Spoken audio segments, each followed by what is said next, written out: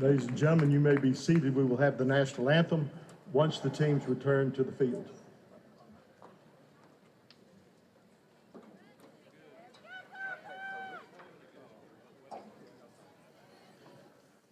From Maury St. John Memorial Stadium in Kilgore, Texas, welcome to today's broadcast of Kilgore College football, exclusively on the internet on the Kilgore College Sports Network.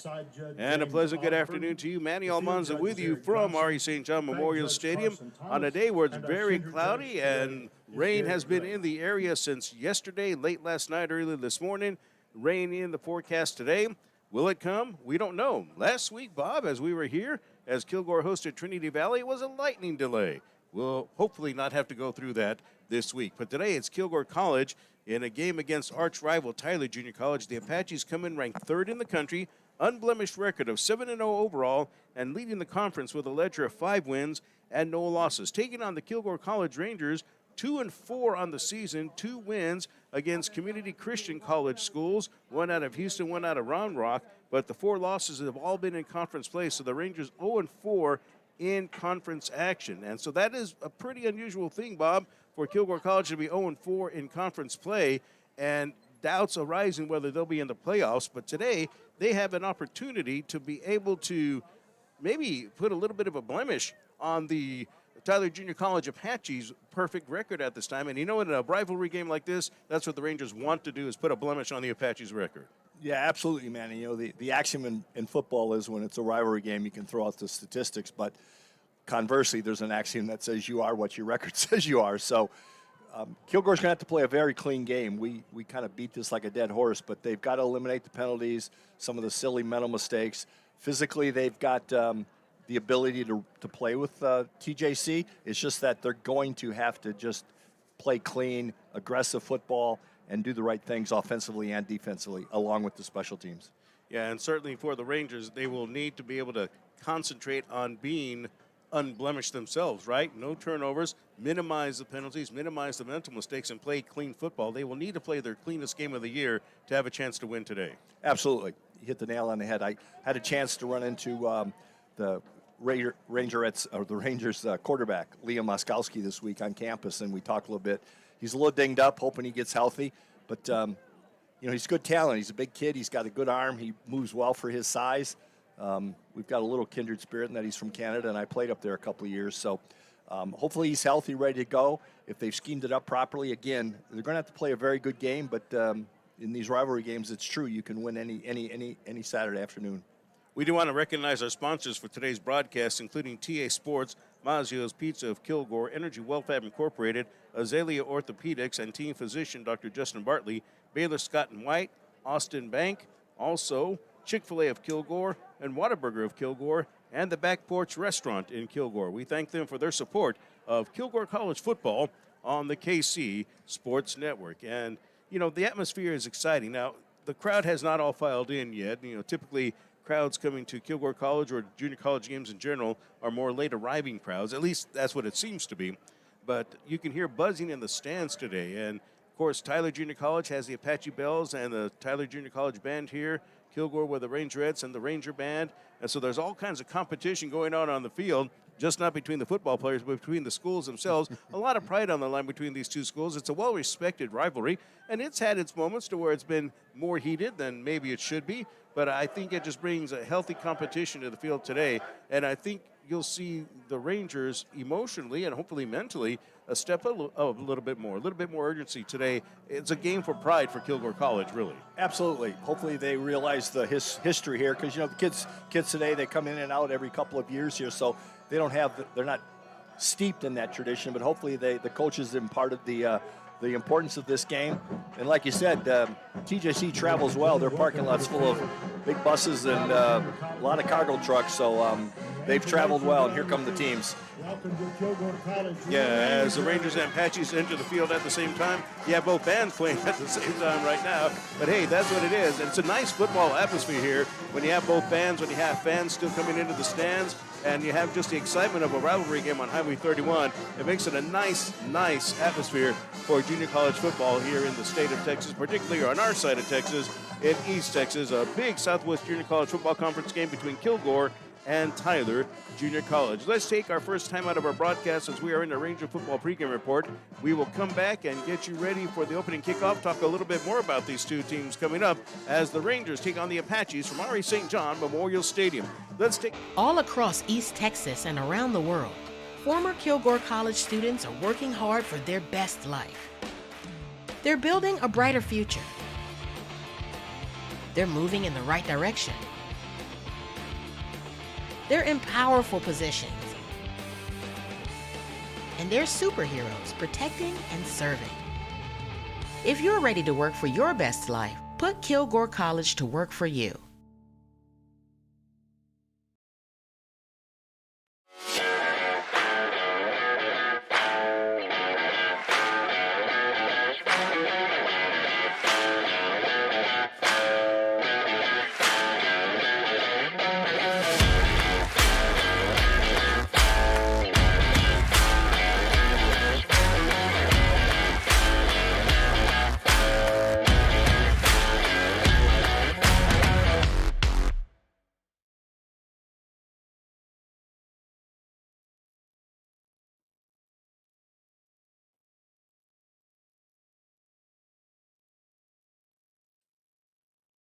Most gracious Heavenly Father, we thank you for the opportunity we have to gather for today's contest.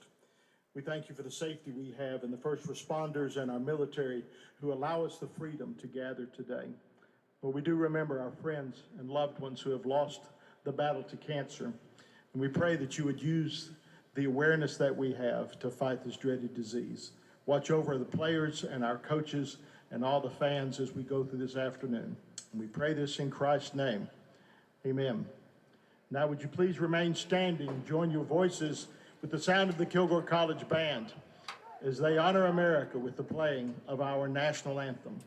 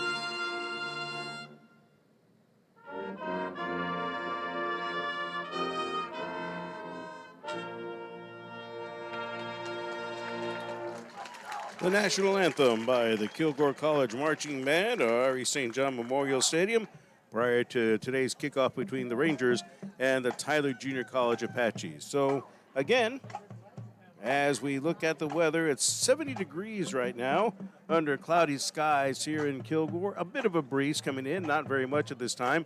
When we were setting up equipment prior to the broadcast, even though it's cooler than what it has been for many of our kickoffs this year, still felt a little warm as you're getting things set up. I imagine it'll be a little warm in the humidity out on the field today for the players and coaches. But certainly I think it's going to be a good day for football with the temperature down in the 70s. Hopefully it'll get cooler a little bit later on during the course of the day. Well, the captains are heading out to the field now for Kilgore College. We see as a captain, Chris Bowman Jr. He's a sophomore tight end out of Jefferson. Also, we see as well as a captain, Marcus Smith and Anthony Moncevalles. For Tyler Junior College, your captains are T.J. Williams, a sophomore linebacker out of Houston. Also, we see as well, trying to catch that on the roster, Wyatt Payne, a sophomore out of Aubrey, Texas.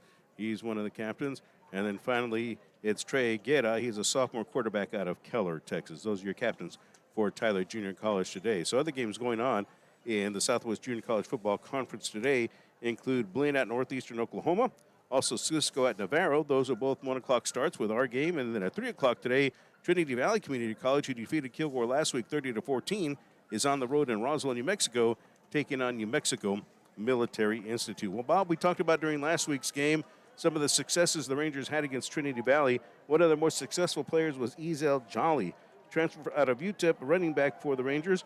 Jolly had 111 yards rushing on 14 carries. He also had a touchdown, and so that could be one of the go-to guys that you want to hand the ball to a little more. Had consistent ball game last week, over 100 yards rushing, got into the end zone. Thought he did a good job every time he carried the football last week. No, he played very well. He showed his skills that obviously got him to UTEP in the first place.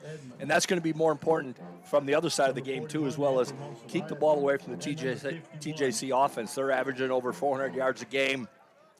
Kind of a 2-to-1 ratio with their pass versus rush. They're throwing for just under 300 yards a game. So keep the ball away from their quarterback and the receivers, and that'll all spell positivity for the Rangers. All right, so we're about ready to have the opening kickoff from R.E. St. John Memorial Stadium. As the Rangers will take to the field with their return team, it will be Devontae Mosey, who's one of the quicker Kilgore College Rangers on the roster. Mosey will be near to us.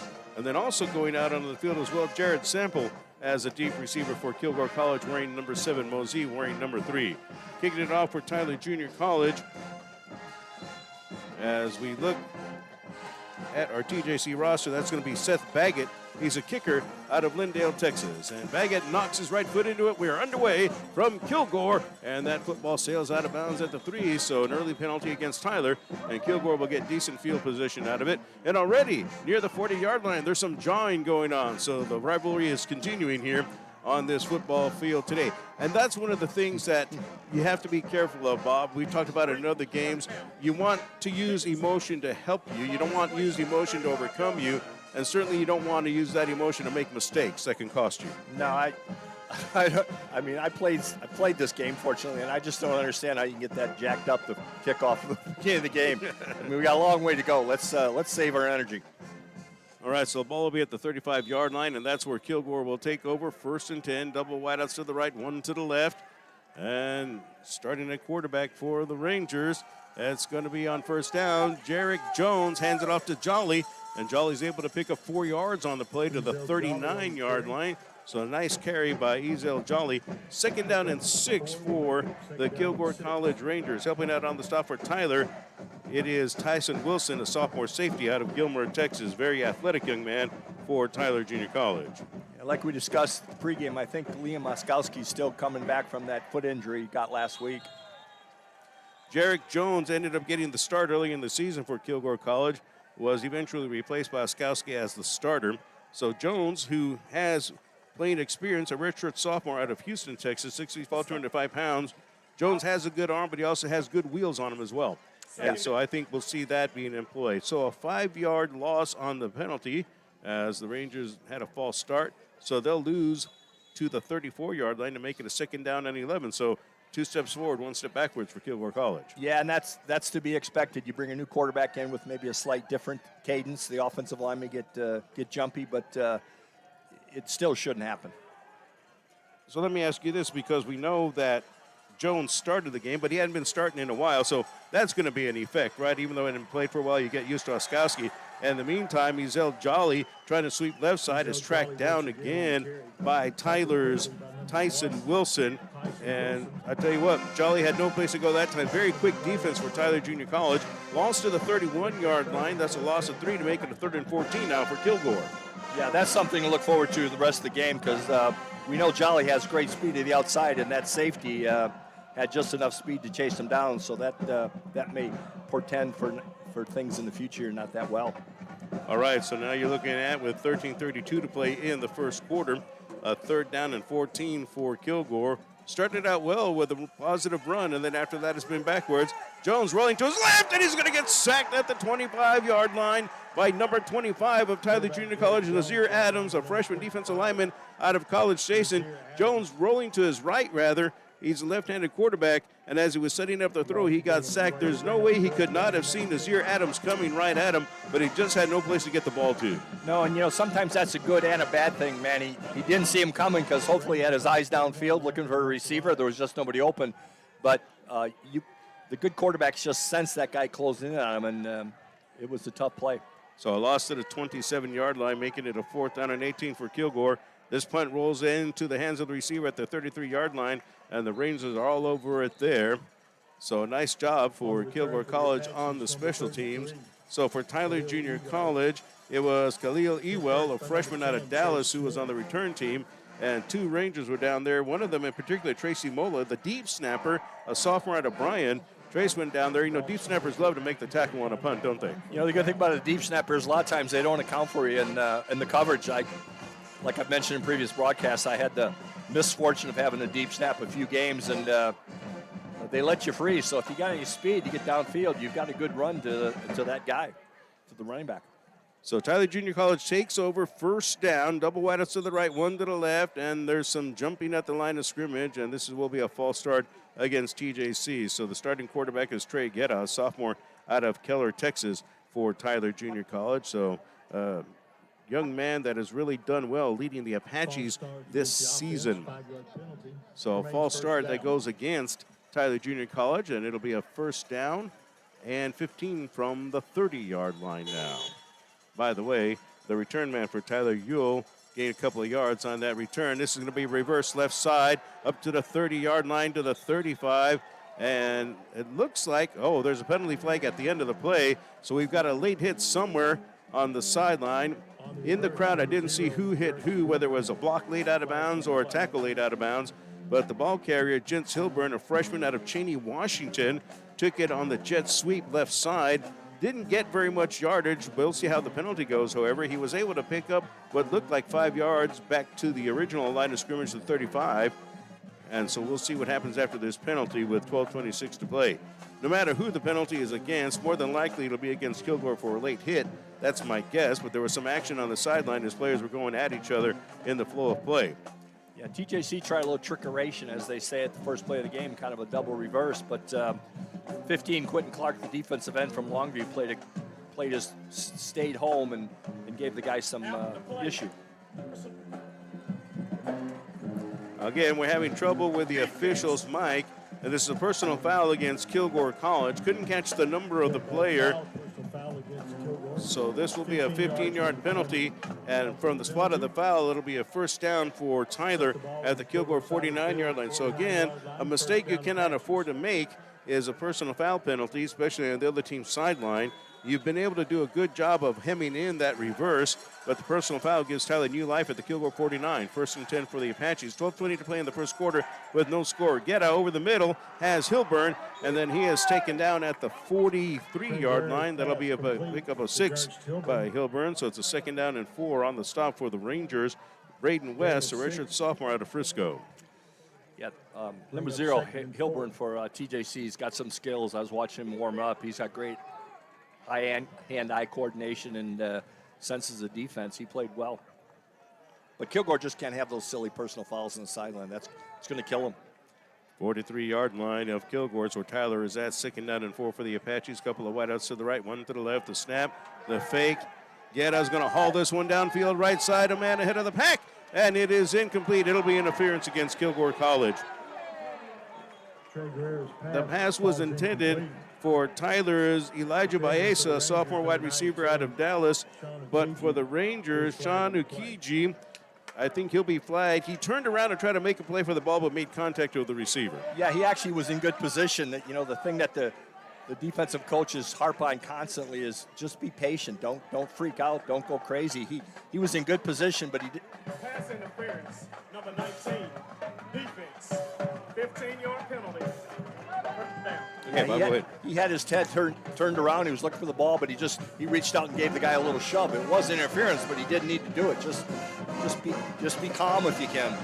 He had played good enough defense to cause an incompletion, but the contact with the player makes it a 15-yard penalty and a first down for Tyler at the Kilgore 28. Guetta, left side, has a man, and the grab is made by Hilburn, who's going to be a big factor today for Tyler Junior College. Jens Hilburn, and he'll pick up yardage to what looks like the Kilgore 24, between the 24 and 23. So we'll call it a 5-yard gain, 2nd and 5. Yeah, I think you're right there, Manny. We're going to hear number 0, Jens Hilburn's name called a lot today. He's got a good set of specific wide receiver skills. Coach Gooden, I think, was coaching up in the box. He is now walking down toward the field with headset in hand. So I'm thinking he's probably wanting to get down in the field to have more of an impression on what's going on in this game. You don't normally see a coach from the box actually take the headsets and go back down to the field. So I'm guessing he wants to get a better view of what's going on. Start, number 64, offense. So a false start 5-yard penalty against Tyler Junior College puts it back to the 28. So now you're looking at a second down for Tyler. Looks like a 2nd and 10 for the Apaches from the Kilgore 28. Yeah, unless the headset broke, there'd be no reason, well, other than he wants to get down there to be coming down. So the fake, the pass, and Hilburn gets away from one tackler, and Hilburn's able to make a play out of it. He gets upfield to the 24, making the 23-yard line, ends up being tackled by Kilgore College's Corey Thompson. Hilburn should have been tackled for a loss. He got it to the 24, so he picks up 4 to make it a 3rd down and 6. I thought he was going to be tackled for a loss in the backfield, but he got away. Yeah, that was a great play by him, and a good play by our defense to get onto him quickly, but already you can see he's just one of these guys that he doesn't look for contact. It's not coming. He's going to catch the ball, and I'll deal with whoever's coming to me there at that point. So good play by him. So I think when the head coach leaves the box, goes back to the sideline, shakes his head and starts talking, he's got to be not happy, right? Yeah, I wouldn't want to be the recipient of his ire right now. So back gets Guerra, looking left now over the middle, has a man for a first down at the 15 to the 10, breaks a tackle and is stumbling inside to the 3-yard line. First down goal for Tyler as the completion is made to Lonnie Johnson, the sophomore tight end out of Fort Worth. Ends up being tripped up on the play by Kilgore's Chase Smith, which ends up being a touchdown-saving tackle. First and goal to go from the 3-yard line for Tyler Junior College. 9:44 to play in the first quarter. Yeah, Tyler did a good job there. They ran pretty much everybody down deep the field, and the tight end did a little drag pattern, left to right. Drag meaning just coming across the field, and he ran in an open area. The quarterback hit him. And now we got a penalty flag by the head official. Yeah, it's got to be a legal substitution. Illegal substitution. Flipping in the huddle. Offense. 5-yard penalty. First down. All right, so legal substitution against the Apaches. 5 yards back to the 8. First and goal from the 8 now for Tyler Junior College. 9:33 left in the first quarter. There's no score, but Tyler threatening on its first offensive possession. Double wide outs to the left, one to the right now for Tyler, as the Apaches looking to make a move here. Now in at quarterback for Tyler Junior College, it's Greco Davila Torres, a freshman out of Cypress, Texas. I'm going to double check that number here. False start. Offense. So it'll be a Number false 75. start. So Tyler was trying to show a different package with Greco Davila Flores, or Torres rather, in at quarterback. Another false start against Tyler moves them back to the 13-yard line. First and goal from that point. So 2 5-yard penalties in a row against the Apaches. I don't know what they're doing. That Hilburn in the backfield is running back on that play. Get out rolling to his left. He's going to keep it all the way. Now he dumps a pass. It's intercepted at the 12 to the 20-yard line, up to the 30, and down to the 35-yard line. A first down for Kilgore College as the dump off was picked off by Kilgore College's Chase Smith.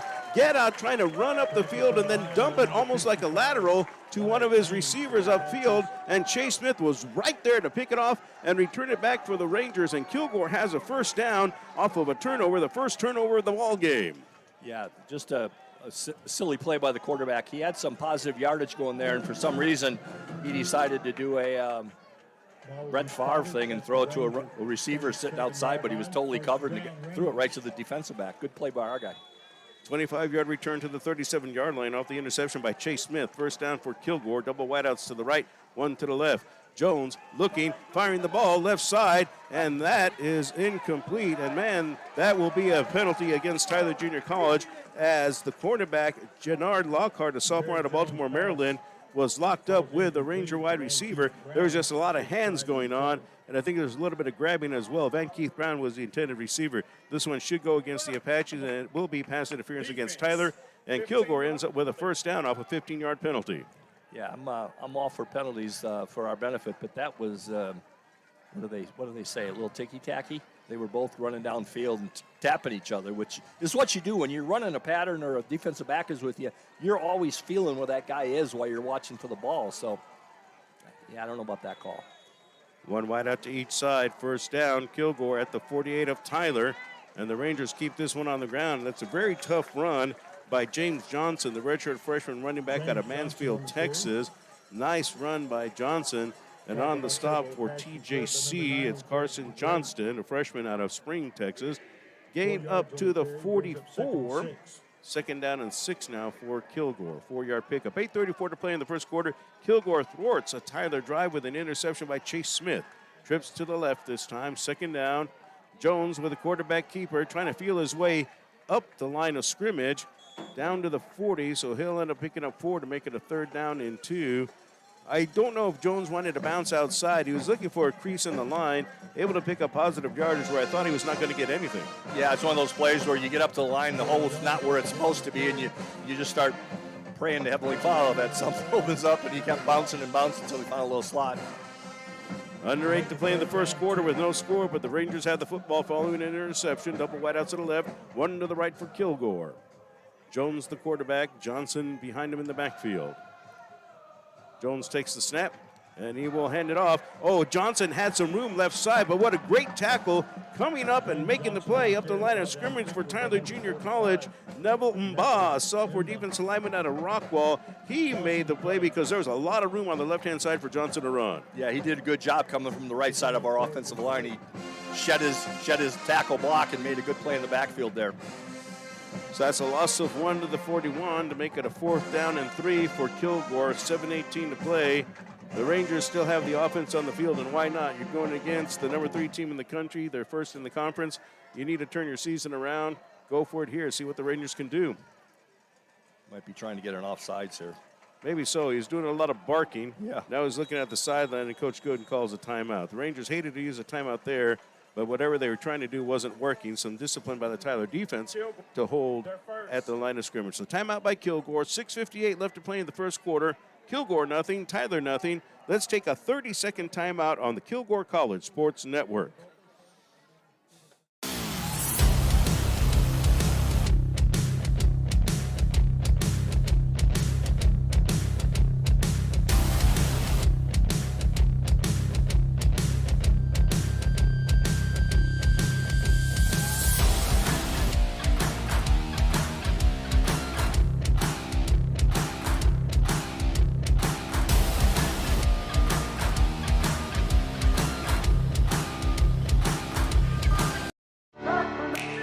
Passing the competition by leaps and bounds. The team of world-class specialists at Christus Orthopedics and Sports Medicine Institute are experts in caring for bones, joints, and muscles. In addition to treatment, they also provide special programs designed to keep you in optimal shape and improve athletic performance. So whether you're a student athlete or a weekend warrior, they'll keep you at the top of your game. Christus Orthopedics and Sports Medicine Institute. Taking orthopedic... Jones will take the snap, and he will keep it left side. Jones to the 40, and Tyler strings it out, and Jones will not come close to the first down. Good defense by the Apaches. Justin Cottrell, a sophomore defensive back out of West Columbia. One of the Apaches in there to mess things up, and one of the other Apaches was Sam Finnegan. And so a good job. Make that, Jamari Evans. Ball short of the line to gain. Ball goes up on And Willie Nelson, a freshman safety out of Longview, Texas, a big-time player for Longview High School, helps him out on the stop as well. So at the 41-yard line, no gain by Jones, and that time Bob Tyler had everything read very well. Yeah, Cottrell, the corner, number 2, did a great job of shedding his wide receiver and came up and blew the play up. First down. Oh, get it with a handoff. And Tyler ends up getting what Kilgore has been getting as the running back James Lee out of Mater, Louisiana, got smashed on the play by Kilgore College's Nicholas Igwe. That's a nice job by Igwe, reacting well. We have linemen getting in that fast. It should be a good one. A couple of yards lost on the play. 2nd and 12 for Tyler. Trey Guetta out of the gun. 2 wide receivers to the right, 1 to the left. Running back in motion out of the backfield. Guetta has a man open at the 43 to the 45 to midfield. Down to the Kilgore 45-yard line. There's a first down for Tyler Junior College as Elijah Baeza is the one who makes the grab and gets the first down for the Apaches. Yeah, nice play. Wide receiver just found a soft spot in the zone, caught the ball and ran for the first down. 16-yard pickup to the Kilgore 45, first down. Guetta airs it out left side. A lot of hand checking again. And this time that one goes incomplete. Amari Henry, the sophomore out of Keller, was the intended wide receiver. Rangers hold strong on defense. So 2nd down for the Apaches. with 5:52 to go. Yeah, just overthrown. Long ball. Loosen the defense up. Go for it. I have to double check that number. Luke McMullen, a senior running back, is on offense, and he is out. So I'm not sure who number 1 is for the Rangers. Pass left side. The ball is caught at the 45, up to the 40-yard line, and down to the 36-yard line. So that pass is complete. Making the reception, it is Jamari Evans, a sophomore out of Baton Rouge. Flag on the field. Might be a hold on the wide receiver of TJC during that slip screen. Offense. 10-yard penalty. Second down. We're going to have to depend on you to make those calls, Bob, because the referee's mic is not working very well. So it is a hold against the Apaches. That'll move the ball back to the Kilgore 48-yard line. And now you're looking at a second down and 17 for Tyler Junior College with 5:43 to play. And I think this one's going to be against the Rangers here. You're an astute observer of the game, Manny. I would have missed that one. No, I don't think so. That one was pretty obvious, except the only thing you can hope for Kilgore is the TJC Apache ended up standing up and made the contact himself, but you're already in the neutral zone there. We've had a lot of penalties already this first quarter. Both teams aren't playing very smart right now. That was not a judgment call that needed to be made, right? So 5 yards to the 47 of Kilgore. Second and 12, and it's intercepted by the Rangers. So for the second time, the Rangers pick off a pass intended for Elijah Baeza. And Bob, that just went through his mitts, and the Rangers come up with an interception and making the grab. Braden West of Kilgore College. Yeah, it was the exact same play they ran a few plays earlier, Manny, where Baeza comes in, sits down in the soft spot zone, caught the ball. Previous play ran for a first down. This play, for some reason, it went right through his hands and fell into the eager hands of our defensive back. Well, the Rangers now with 2 stops defensively with 2 interceptions. So Kilgore's getting the turnovers, not committing turnovers. And now we'll see if we can get some more let's do something with offense. it. Yep. So double wide outs to the left and one to the right on first down. And Jones with the keeper, and he'll get upfield to the 47. He'll pick up 6 yards on the play. Nice run by Jerick Jones of Kilgore College on the stop for TJC. It's Julian Dews, a freshman out of Tyler, Texas. Yeah, good play by the quarterback there. It looked like a little read option, and he read the defensive lineman crashing down to the running back, kept the ball, and went upfield for some positive yardage. 4:56 to play in the first quarter. No score between Kilgore and Tyler. Pomari St. John. Double wide outs to the right, one to the left for the Rangers. Second down from the 47-yard line. The Rangers need 4 for the first. Jones looking left all the way, and he overthrows his receiver. On the coverage, it was Jannard Lockhart for Tyler. For Kilgore, the intended receiver was Titus Ivy. There's no way Ivy was going to get that one. No, it was a great play by the defensive back, number 5, Lockhart. He just forced the receiver to the out of bounds, and there was no place for him to throw the ball. From a wide receiver standpoint, if you know you're going to have a fade to the sideline, you've got to give the quarterback some space to throw the ball. He just didn't do that. All right, so Kilgore with a 3rd down and 4 from its own 47-yard line. Kilgore on its first offensive possession ended up turning the ball over on downs. Tyler with a stop defensively. Double wide outs to the right, one to the left for Kilgore. 3rd and 4 from the Tyler 47-yard line. Jones throws it backwards. Ezel Jolly's in trouble, and he gets tripped up at the 44-yard line. Nice job defensively for Tyler Junior College, making the stop. It is Justin Cottrell, a sophomore out of West Columbia. That play developed too slowly, first of all, and by the time Jolly caught it, you already had Cottrell who had crossed the line of scrimmage and made a submarine tackle. Yeah, it was a dangerous play because when he threw it to Jolly, it was a backward pass, so he made the catch. If he hadn't, it had been a fumble. But, their defensive back read the play well, came up and made a good tackle on the play. Loss of 3 to make it a 4th down. 7 yards to go for the first down, and the Rangers will punt it for the second time today. And there is the kick away. Lots of flags down. And this kick will be picked up on the bounce at the 13-yard line. Left side to the 20, up to the 30, maybe the 33-yard line before the ball carrier is knocked out of bounds. Anthony Monsivais, the sophomore out of Longview, the kicker, the punter for Kilgore College. The return man for Tyler Junior College is Khalil Ewell, taken out of bounds by Kilgore's Kevin Pierce. Now, It will be Tyler's football. More than 4 in the field. Penalty is declined. So the penalty would have been against Kilgore. And again, the referee's wireless mic on the field seems to be breaking up. Could you make out what exactly the call was? Well, I couldn't, but when they lined up, they had their blockers too far back into the backfield. You're only allowed a certain amount of people in the backfield, even on a punt play. They had one extra man back there. They called it a legal procedure. Penalty is declined. First down from the 30-yard line. That ends up being a nice return of 17 yards for Tyler Junior College. They'll stack 3 wide receivers out to the left. Well, they won't be stacked, but they'll be close together on the left-hand side. Trey Guerra has suffered 2 interceptions in this game. One of them went through the hands of the receiver. On first down, a nice stiff arm.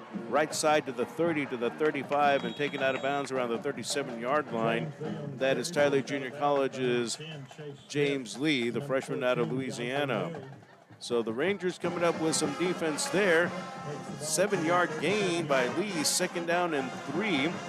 Chase Smith with a tackle for Kilgore College. 3:37 left in the first quarter, no score. Not really a tackle, just push him out of bounds. Yeah. At this point, the coaching staff for TJC is getting, let's just quit stopping ourselves. We're moving the ball. Let's stop these silly turnovers. Get a touchdown. Double wideouts to the left, one to the right. Now man in motion for a little bit. And it's a delayed handoff. Lee left side, and he'll have enough for the first down. Ends up being dragged down by defensive end Marquise Hill, a redshirt sophomore out of Denton. But it'll be a first down right at the 40-yard line for Tyler Junior College with 3:23 to play. That was an unusual play. They had the running back going to his right with a handoff, but they had the right guard and the right tackle pulling to the left. They did kind of a slow counter play, which worked for the first down. 3 minutes, 8 seconds to play. Tyler and Kilgore scoreless. First quarter from R.E. St. John Memorial Stadium. Guerra with a pump fake, fires it upfield, and that is incomplete. So defensively, Corey Thompson on the coverage for Kilgore College just did not let the intended receiver out of his sight with 2:57 to play. Second and 10 for Tyler. Yeah, it was a good play. They did a little pump fake, hoping the corner would take the bite, but he did. But they had a cover 2 going on, so the safety was over the top, so they had no chance for that play. So second down and 10 for Tyler. Snap goes to Guerra. Fires it. It's cut at the 46, up to the 50, to the 45. Bringing the tackle to the 40. Left sideline to the 35 and the 30. And out of bounds at the Kilgore 22. It's a first down for Tyler Junior College as Elijah Baeza makes up for having the ball go through his hands and ended up being intercepted by coming up with a big run after the catch for a first down for Tyler in Kilgore territory. Yeah, good call there, man. That was the 3rd time they've run that play. The first time turned into a first down. The second time was an interception because it went through his hands. And again, he caught the ball and made a nice run here. So obviously they're seeing something they like in that soft zone by Kilgore. To the 23-yard line of Kilgore, first down for Tyler. There's a snap to Guerra. Fires it right side. Ball is caught at the 21, up to the 20, and getting into the end zone. It's a touchdown for Tyler, but a flag comes down late. Jens Hilburn into the end zone for a presumed score, but it's holding against Tyler Junior College as one of the Tyler receivers, Hawk Patrick Daniels out of Aledo, he was out of the pattern, and he ends up making the hold. We're going to correct that. That's Jared Hughes. He's a sophomore out of Fort Worth. He ends up with a holding penalty here. Man, tough break for Tyler. Yeah, that was, again, that Hilburn child from Cheney, Washington. He's a special player. He's got great skills after he catches the ball, and wide receiver's trying to help him out, but just held on too long. Yeah, 2:14 to play in the first quarter, no score. Touchdown wiped out. Holding penalty puts the ball back to the 25 of Kilgore, making it a first down and 12. Again, it was a spot foul, and the spot wasn't good for Tyler that time. Wipes out a touchdown. So Guerra looks to the side. 2 wide receivers to the left and 1 to the right for the Apaches. There's the snap. And right side, making the grab and then getting tackled immediately. It's Tyler's Jared Hughes. Good coverage by the Rangers. Corey Thompson there for Kilgore College. He's been on some plays today for the Rangers already. Also as well for Kilgore College, we see Quentin Clark out of Longview. Yeah, good job by Corey Thompson, number 25, to blow that play up. Again, just an instance where TJC stopped themselves with a silly penalty on the touchdown play. No gain, so it's a second and 12 from the 25 for Tyler in Kilgore territory. 2 minutes to play in the first quarter with no score. There's the snap. Guerra looking left is going to fire this one toward the end zone. Has a man open, he drops it in the bucket for a touchdown, Tyler. And 2 flags are down at the end of the play. 25-yard touchdown pass. All right, 4 flags are down at the end of the play. But the beautiful pass by Guerra to Kareem Edmond. He just dropped it in the bucket over his shoulder into the end zone for the score with 1:47 to play in the first quarter. Now let's see what the penalties are. Those flags came down after the touchdown. So let's see what the referees call here. I think it's going to be some sort of personal foul on number 64, Ibia for TJC. He was trying to plead his case, but I don't think the ref has anything to do with it. There are multiple fouls on the play committed by the offense. Holding. Number 6. Wow. It's a 10-yard penalty. After the play, unsportsmanlike conduct. Number 64. His first toward disqualification. It's a 15-yard penalty. Both penalties will be enforced. It's first down. So you have the holding against Tyler Junior College's offensive lineman, Jamon Lee. He's a sophomore out of New Iberia, Louisiana. And then it's unsportsmanlike conduct after the fact, so both penalties enforced. That's 25 yards of penalties after a touchdown. Yeah, after the second touchdown call back. So I might be talking to a few guys on the sidelines if I'm on the TJC coaching staff. I mean, that's another self-inflicted wound, so to speak, for Tyler. You've had the 2 interceptions. You had 1 touchdown wiped out because of penalty. Now you have another one, which was a beautiful pass. I mean, I can't emphasize enough how Guerra just dropped it in the bucket. And all of that's for naught, because now you have the ball at the midfield stripe after 2 penalties are enforced, and it's a 2nd down and 37 for Tyler. Yeah, dial up that 37-yard play you got in the playbook here. Guerra looking back. He's going to fire one. He's going to try to get it. Has a man on the side, and it's incomplete. And that's going to be a penalty against Kilgore, I'm assuming. A lot of hand-shaking as Jens Hilburn was over there covered up by J. Taylor Anderson, a freshman out of Katy. But with all the hand-shaking, I'm thinking this one's going against Kilgore. Well, it's been a flag-filled game here in the first quarter. We have 1:38 to play. Had 4 flags come down in 1 play. Pass interference. Number 21. Wow. 15-yard penalty. First down. You know, one thing I'm going to say here, Manny, is it can snowball, and it can snowball with the officials as well. Pretty soon you start seeing a lot of flags come out, and you get these guys in the stripes going, well, I want to throw my flag now, and I just hope it doesn't go that way, because we're getting an inordinate amount of penalties here, and they weren't, you know, gross penalties. It's some hand fighting, but let them play a little football. Is that style in terms of some officials let the hand fighting go, some don't? That's exactly right, Manny. And it can be exacerbated by a whole bunch of penalties being called.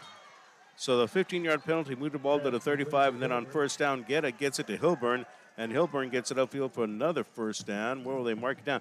Hilburn actually kind of fell down on his own accord, slipped on the field, picks up 11 at the 24 of Kilgore. Yeah, he's got real quick feet. He keeps them underneath him. He's going to be in trouble all day, as he's already been. Minute 16 left in the first quarter. Has a man at the 20. Another flag comes down in the backfield as the reception for Tyler ends up being made by Jamari Evans. But now you have a flag down for the referee in the backfield with 1:09 to play in the first quarter and no score. It might be illegal hands to the face by number 2 for the Rangers, pushing the helmet off the TJC lineman. That would be Kareem Edmond, like Marquise Hill. Illegal hands to the face. Number 2, defense. Penalties half the distance to the goal. First down. Well, the Rangers with a penalty themselves now as Marquise Hill got his hands a little bit too high, and while he was at it, he took off a player's helmet. I'm sure that's not the first time that's happened with 1:09 to play in the first quarter. So no score, but Tyler, because of a penalty, because of a couple penalties, you had the face mask penalty here, and then you also had the pass interference.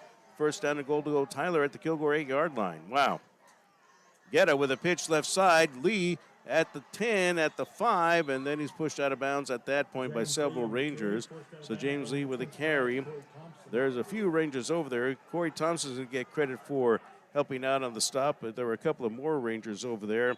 Also see for Kilgore College defensively, Deontay Mary, the sophomore linebacker, the redshirt out of Carthage. And it looks like we have a Kilgore player injured on the far side of the field. And so an injury timeout, a Kilgore player down on the Tyler side of the field on the Tyler sideline. So 58.8 to play in the first quarter. No score between Kilgore and Tyler Junior College. Let's take a 30-second timeout here on the Kilgore College Sports Network. 30-second timeout. Whether you're a competitive athlete ready to up your game, or a busy professional trying to get back into the swing of things, or a little pitcher with a big arm, With advanced diagnostic tools and a comprehensive biomechanics lab, Baylor Scott & White Texas Spine & Joint Sports Medicine provides you access to a top-tier facility, a seasoned staff of medical experts, and the trust of over 30 local sports teams. Get your season started right with physician-owned Baylor Scott & White Texas Spine & Joint Hospital.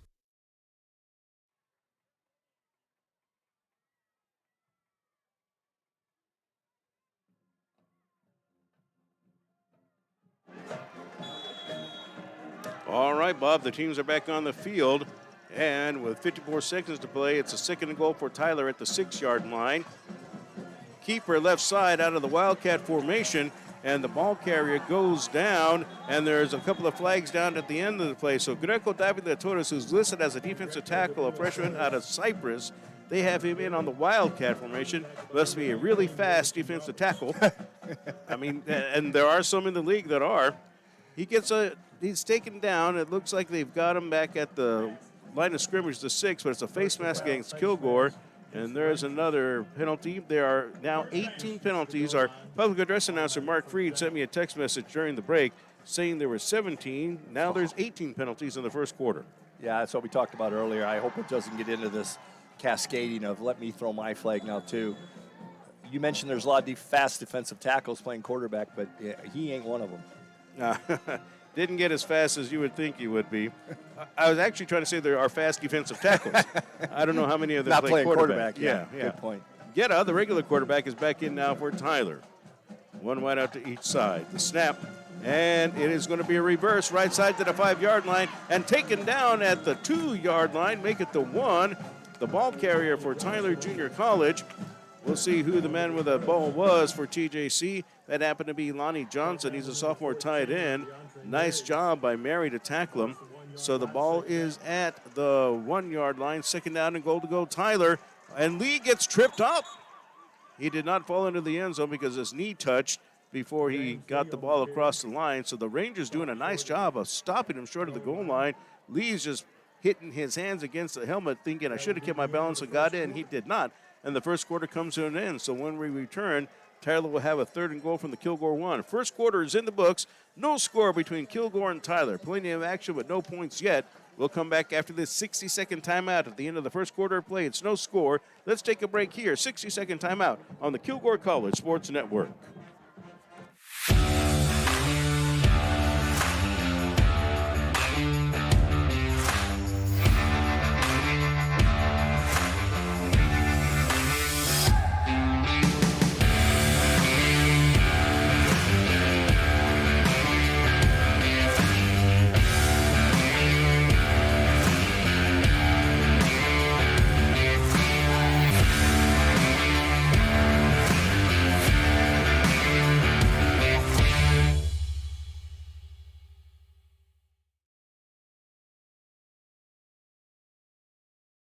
All across East Texas and around the world, former Kilgore College students are working hard for their best life. They're building a brighter future. They're moving in the right direction. They're in powerful positions. And they're superheroes protecting and serving. If you're ready to work for your best life, put Kilgore College to work for you. For Tyler, and he has Jens Hilburn, the wide receiver, in as a running back to his right. 2 wide receivers, 1 on each side, both split out wide. Now Hilburn will line up and take it on the Wildcat. He stumbled, and he's able to power his way into the end zone for the touchdown, Tyler Junior College. So Jens Hilburn right now is Mr. Everything for Tyler Junior College. He has good size, good speed, and he powers his way into the end zone out of the Wildcat for a 1-yard touchdown. And Tyler is on the scoreboard first. 5 seconds into the second quarter, the Apache 6 and the Rangers nothing. Yeah, they put him in the backfield. As much as he's been active today, that should be a red flag for the defense that they're going to do something with this guy. I mean, he could have been a decoy, but in this case, not. He took the direct snap and ran for the first touchdown of the game. Daniel Mathis, a freshman kicker out of Dallas, on for the point after. Ball is down. Kick by Mathis is on the way, and that's through the uprights. The kick is good. 14:55 left in the second quarter. Tyler scored first on a 1-yard touchdown run by Jens Hilburn. It's the Apaches 7 and the Rangers nothing. We'll go ahead and take this 60-second timeout, a 60-second break on the Kilgore College Sports Network. This is what we've been waiting for. At the dawn of forevermore, we can stand on this ground so Whether it is in our drive-thru or in our dining room, it'll always be our pleasure at Chick-fil-A to give you the best dining experience possible.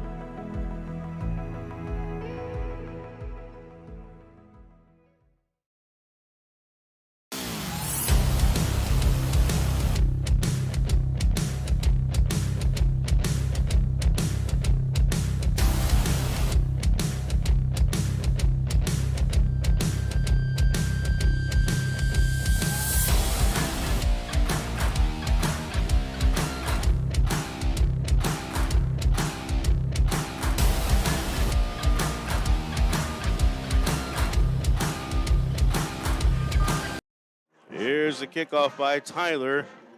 It bounces at the 5. Mosey will let it go into the end zone for the touchback. First down for the Rangers. A kickoff for Tyler. And traveling into the end zone. And who is that number 40 for Tyler Junior College? That's Seth Baggett. He's a kicker out of Lindale. So first down, Tyler, or Kilgore rather. They'll have it at the 25-yard line. So a nice drive by TJC, finally getting into the end zone. 5 seconds into the second quarter, the 1-yard run by Hilburn. But again, there was penalties against both teams, penalties that slowed Tyler down, penalties that aided Tyler to get into the end zone. Yeah, it's hard to keep track. I think we kept 18 in the first quarter. 18 penalties, that's what Mark said. So on first down, Jones with a handoff, right side, Johnson. Johnson crosses the 25 and gets to the 28-yard line for a pickup of 3. So there's a second down and 7. And Jannard Lockhart is there. And also T.J. Williams for Tyler Junior College. Second down and 7, the ball at the 28-yard line of Kilgore. So the Rangers trying to get something on offense. Yeah, they just need to get some consistency here. Get a couple of first downs. Get a little rhythm going here. Double wide out to the left and one to the right for Kilgore. Jones will hand it off. Johnson again. He's able to get out of one tackle, and then he's out of bounds at the 31-yard line. Johnson took a hard blow, but he kept his feet and finally goes out of bounds, ushered out of bounds by Jannard Lockhart. So now a third down. But I tell you what, Johnson that time, instead of getting a blow, delivered a blow as he knocks the defender away. So the ball at the 31 is another gain of 3, 3rd and 4 for Kilgore. Yeah, he got a little extra yardage to make this more of a manageable third down. So you have 13:47 to play in our second quarter. Tyler up by a score of 7-0. Double wideouts to the left, one to the right for Kilgore. There's the snap and the handoff. Johnson breaks a couple of tackles, fights his way forward to the 35, and he'll have the first down for KC. Referee will mark him just past the 35 to the 36. But Johnson able to pick up 5 in the first down. That's a good, tough run by the Rangers. Yeah, that was a great run by Johnson. He was hit 5 yards short of the first down and just kept his legs turning and pretty much made the first down on his own. It wasn't the old typical tush push or the snowball effect you get. He did a good job all by himself. So 13-10 on the second quarter clock with the Apaches up 7-0 over Kilgore. One wide out to each side, first down, and a lot of players running around. Did Tyler get a timeout here because they had some guys trying to come in late? Yeah, they were playing the 15-man defense there. A timeout for Tyler, so the Apaches get a break before the flag. Timeout by Tyler Junior College.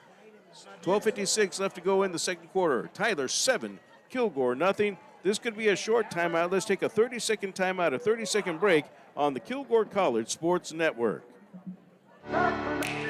Passing the competition by leaps and bounds. The team of world-class specialists at Christus Orthopedics and Sports Medicine Institute are experts in caring for bones, joints, and muscles. In addition to treatment, they also provide special programs designed to keep you in optimal shape and improve athletic performance. So whether you're a student athlete or a weekend warrior, they'll keep you at the top of your game.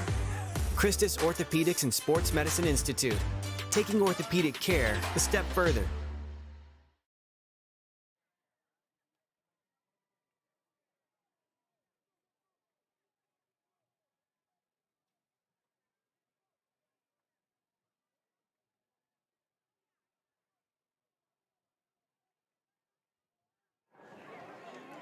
All right, the teams are back from the timeout with 12:56 left in the first quarter. Tyler's winning 7-0. Kilgore with a first down at its own 36-yard line. A fake. Jones is rolling to his left now, trying to get a receiver to block for him. Oh, and Jones gets pummeled hard at the 41-yard line. Tried to get somebody to block for him and tried to get a receiver to shake his defender, but Jones, all he had to do was run with the football. He ends up getting tattooed pretty well as Tyson Wilson knocks him down hard. Gain of 5, though, 2nd and 5. Yeah, that was a busted play somehow. The quarterback turned the wrong way, or the running back went the wrong way because he faked a handoff. There was nobody there to fake it to, and he was kind of left on his own then. All right, so 2nd down. It's 2 wideouts to the right, 1 to the left for Kilgore, excuse me. Jones takes a snap. He'll hand it off, and Jolly gets racked up at the 40-yard line, so he loses a yard to make it a 3rd down and 5. Yeah, that's no fun. Big lineman came in untouched kind of and blew him up after he got the handoff.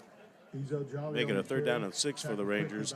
So I tell you what, Tyson Wilson, he gets credit for this tackle again. He's been busy from a safety position. The young man out of Gilmer, a sophomore for Tyler Junior College, keeping the East Texas recruiting pipeline going. Yeah, he's a tough kid, playing well today. All right, so 3rd and 6 for Kilgore from its own 40-yard line.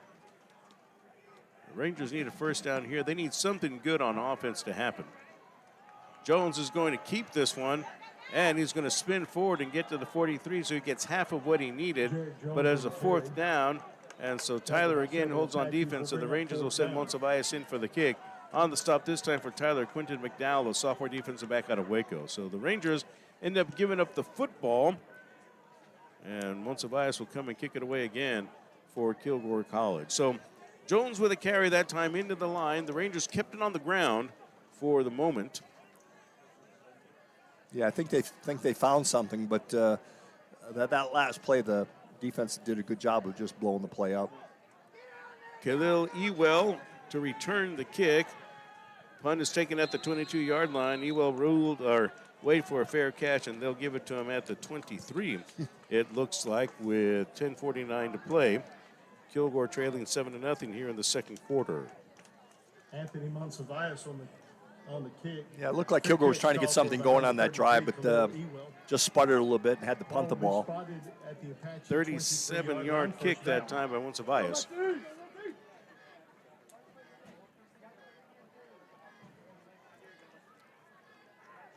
So Tyler takes over. The Ranger offense has had some moments, but mostly the Tyler defense has been able to keep the Rangers at bay. Tyler's offense finally got rolling enough for a score. On first down, there's a big carry across the 25 down to the 28, maybe the 29-yard line. With that carry, Ashton Haynes, a sophomore out of Gilmer. So you're hearing a lot of East Texas high schools represented here today. So Corey Thompson of Kilgore making the stop again. He has to have at least 5 tackles now in the game. There's a pickup to the 28, so there's a gain of 5. 2nd and 5 for Tyler. Trips to the left, 1 to the right for Kilgore. 10:35 on the clock. There's a snap. Guetta quickly dumps it over the middle, has a man at the 30 for a first down. 35, sidesteps the defender, already at midfield to the 40, to the Kilgore 30, and then there's some more fighting, and still down inside the 20 to the 19-yard line. Amari Henry, a sophomore wide receiver out of Keller, just kept on fighting through, fighting off tacklers, stiff-arming as he could, and he gets to the Kilgore 19 with a first down.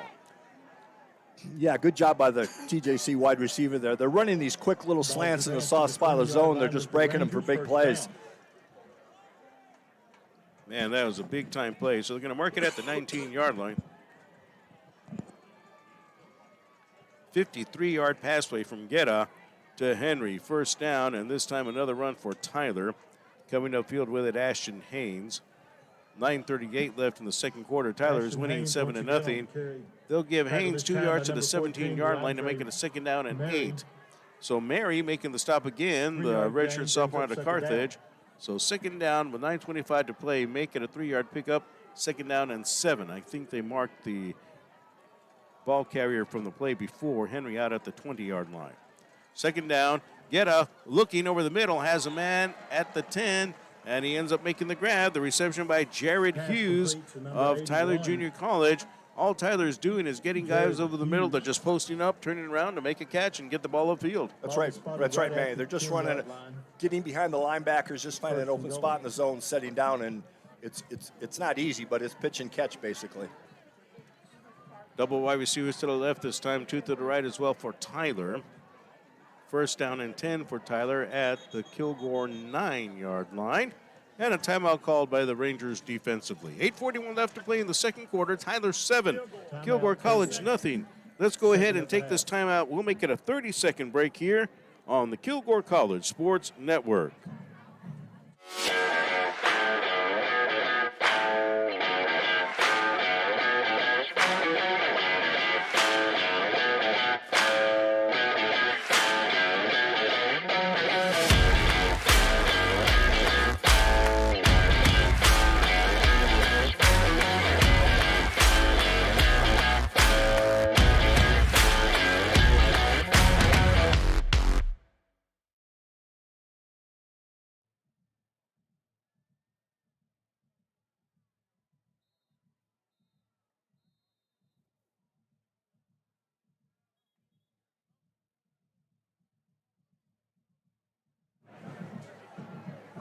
All right, coming back from the timeout, 8:41 left in the second quarter. Tyler with the football at the Kilgore 10-yard line, so it's first and goal to go for Tyler. Ball was actually spotted at the Kilgore 10, not the 9. So Guetta, the quarterback for TJC, steps back, fires a floater into the end zone left side, and it's incomplete. One-handed attempt by the Tyler receiver to try to make the grab. Elijah Baeza in the left corner of the end zone. Ball is incomplete. Second and goal from the 10-yard line. Yeah, good job by the Kilgore defensive back to ride the receiver to the end of the end line. The receiver kind of took a little bit of a break in the route, though. If he'd have ran full speed, he might have had a chance for the ball. Your coach is a receiver and a quarterback at that point. Throw it to that back pylon, the flag at the end of the end zone, and just hopefully the receiver and the ball meet. So second down and goal from the 10 for Tyler. There's the snap, and it's a pitch left side. Lee at the 15 to the 10, and he gets tripped up. Corey Thompson again with a great tackle for Kilgore College. So far, he's the defensive player of the game for KC, as they'll give Lee a yard to the 9-yard line. Went all the way to the left sideline, Bob, but couldn't turn the corner. Nice job by Corey Thompson closing him down. Yeah, he did a very nice job. They shifted to get some power to the left side of the ball and ran a sweep to the left side. But Corey Thompson, like you said, is playing a great first half. Chased the running back down, made a nice tackle. All right, so the ball at the 9, third and goal from the 9. 8:03 left in the second quarter. Tyler 7 and Kilgore nothing. Trips to the right, one to the left. The snap, Guetta rolling to his right, fires the ball in the end zone, and it's incomplete. Hilburn turned, and Guetta threw too far behind him. They're not able to connect on the pass there. Looked like it could have worked for the touchdown, but the timing was off. So it's fourth and goal from the 9, and Tyler will settle for a field goal. On the coverage for Kilgore that time, Braden West. I think Hilburn, when he turned, the ball was in the air, and it just went behind him. Yeah, they were doing the back shoulder fade to the first flag in the end zone, and he ran a little bit too far deep, and the quarterback just threw it to the flag and didn't connect. Daniel Mathis is on for a field goal. Ball spotted at the 16, a 26-yard attempt to give Tyler a 10-point lead. Ball is down, kicked by Mathis is easily through the uprights, and good. So the 26-yard field goal attempt by Mathis is good. 7:44 left in the second quarter. Tyler 10, Kilgore nothing. Let's go ahead and take this 60-second timeout, a 60-second break on the Kilgore College Sports Network. All across East Texas and around the world, former Kilgore College students are working hard for their best life. They're building a brighter future. They're moving in the right direction. They're in powerful positions. And they're superheroes protecting and serving. If you're ready to work for your best life, put Kilgore College to work for you.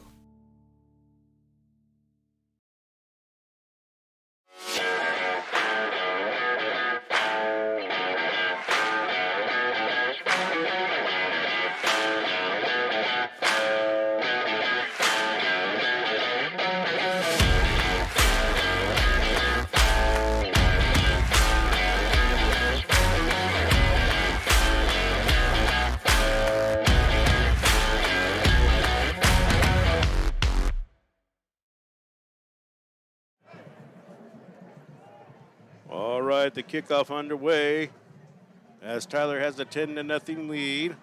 Ball taken at the 8 to the 10, up to the 20-yard line. The Kilgore return man ends up running into a crowd and gets taken down by Tyson Wilson, who once again is all over the field. Devontae Mosey with the return for the Kilgore Rangers.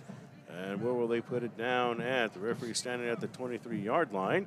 And so a nice return by Mosey. Kilgore with a first down. 7:36 to play in the second quarter. Tyler 10, Kilgore nothing. 26-yard field goal by Daniel Mathis of Tyler Junior College. And the Rangers up by 10, or they're down by 10 right now. Need something going offensively. Kilgore has been stopped on fourth down. They've had to punt 3 times in the contest. And then also, the Rangers have not been able to take advantage of 2 interceptions that they've been able to steal from Tyler Junior College. And so Kilgore needs to get something on the board here before the end of the half. The snap goes to Jones, first down. He'll run it upfield to Jolly, and Jolly will get to the 26-yard line. That's a pick up a 3, second down and 7. Nice run by Ezel Jolly. One of the Ranger offensive linemen looks like he's a little bit banged up on the play. That is Damian Martinez of Kilgore College, a sophomore out of Duncanville, Texas. That's just my perception as he got up a bit slowly. But now it's a second down and 7 from the 26-yard line with 7:09 to play. Double wideouts to the left, one to the right for Kilgore. The snap, the fake. Jones is going to air it out right side, and that is incomplete. Good coverage defensively for Tyler that time. The Kilgore wide receiver, Brandon Ward, just got caught up behind the Tyler defender, couldn't get away from him, and the pass was off target. That's Lockhart again with good coverage for Tyler. Yeah, another instance there, Manny, where the receiver, you just can't get that close to the sidelines. It gives you no space for the quarterback to throw the ball. All right, so the Rangers now facing a third down and 7 from their own 26-yard line. 6:58 to play in the second quarter. Double wide receivers to the right, 2 to the left as well for Kilgore College. There's the snap. Pass left side. Jolly out of the backfield to the 20. Has no blocking upfield, Bob. He'll be taken down at the 25. They'll give him the line of scrimmage to the 26. So ends up being no gain and a 4th down and 7, and Kilgore will kick it away again. So the Rangers just had nothing going there. Coming up off the bottom of the pile with a stop for the Tyler Junior College Apaches, it is Carson Johnson, a freshman out of Spring, Texas. So Kilgore will kick it away with 6.5 to play, down 10-0. Yeah, they were a man short to the left side of their formation there, man. They threw it out to the running back or the wide receiver on a little quick screen, but they were overmatched. They just didn't have a blocker there for that guy. All right. Monsiváis will receive the snap at the 12 and boot it away. Line of scrimmage was a Kilgore 26. Fielded at the 25-yard line by Ewell. Running left side, trying to turn the corner. He's able to do so. Now up the left sideline. He stepped out of bounds early, Bob, as he goes out of bounds at the 44 on his own accord. Couldn't make enough of the turn inside with 5:56 to play. Ends up with a nice return of 22 yards and a first down for Tyler at the 44-yard line. Yeah, he showed some good speed there. The Kilgore Rangers had the angle on him a couple times, and he just got around it. And the TJC did a good job of, they had blockers in place, but they just kind of held their arms up like they want to do now in today's football and go, I'm not going to make a penalty here, and just stand there and get the guy blocked that way. Yeah, my math is right. That was a 52-yard kick by Monsiváis. 5:56 to play in the second quarter. Tyler 10, Kilgore nothing. Apaches in great shape at the 44-yard line. First down. Hilburn in motion. Getta will hand it off. And upfield with a big hole to the Kilgore 46-yard line. That's a 10-yard pickup and a first down for Tyler Junior College by Ashton Haynes. And the Apaches just keep on rolling, Bob. Yeah, what's happening now is the offense is starting to exert their will a little bit. Crucial series last series for Kilgore offense to keep the ball a little longer, maybe get some points, because TJC hasn't really been stopped today. They've stopped themselves a couple times, so we're going to have to score some points on offense.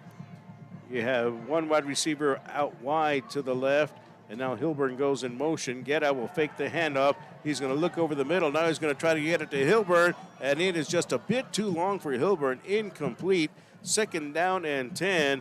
Hilburn was wide open. Getta just threw it ahead of him. Wow, what speed by Hilburn ended up outrunning Kilgore's J. Taylor Anderson on the coverage.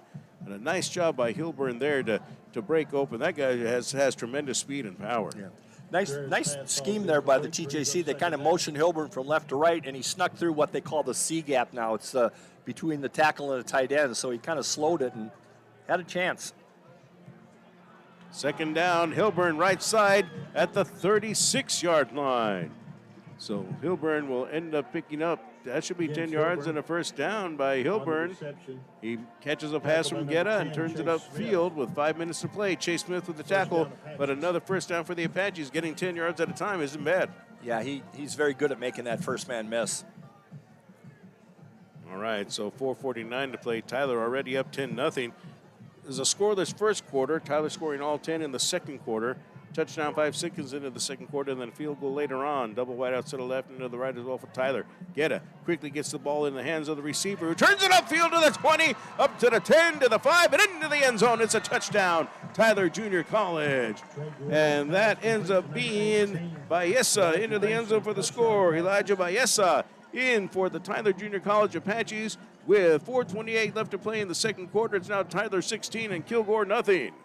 Yeah, Baez had a nice first half. He's caught a lot of those short balls and turned them into first downs. Caught another short ball there, turned into a touchdown. They've got some good skill players. Baez and Hilburn, their quarterback, they do pitch and catch, which explains why they're throwing for almost 300 yards a game. Mathis on for the point after touchdown for Tyler. Waiting the snap, here it is. The ball is down, the kick is on the way, and that one is through the uprights. The kick is good. 4:28 left to play in the second quarter. Tyler 17, Kilgore nothing. Let's take a 60-second timeout on the Kilgore College Sports Network. All across East Texas and around the world, former Kilgore College students are working hard for their best life. They're building a brighter future. They're moving in the right direction. They're in powerful positions. And they're superheroes protecting and serving. If you're ready to work for your best life, put Kilgore College to work for you.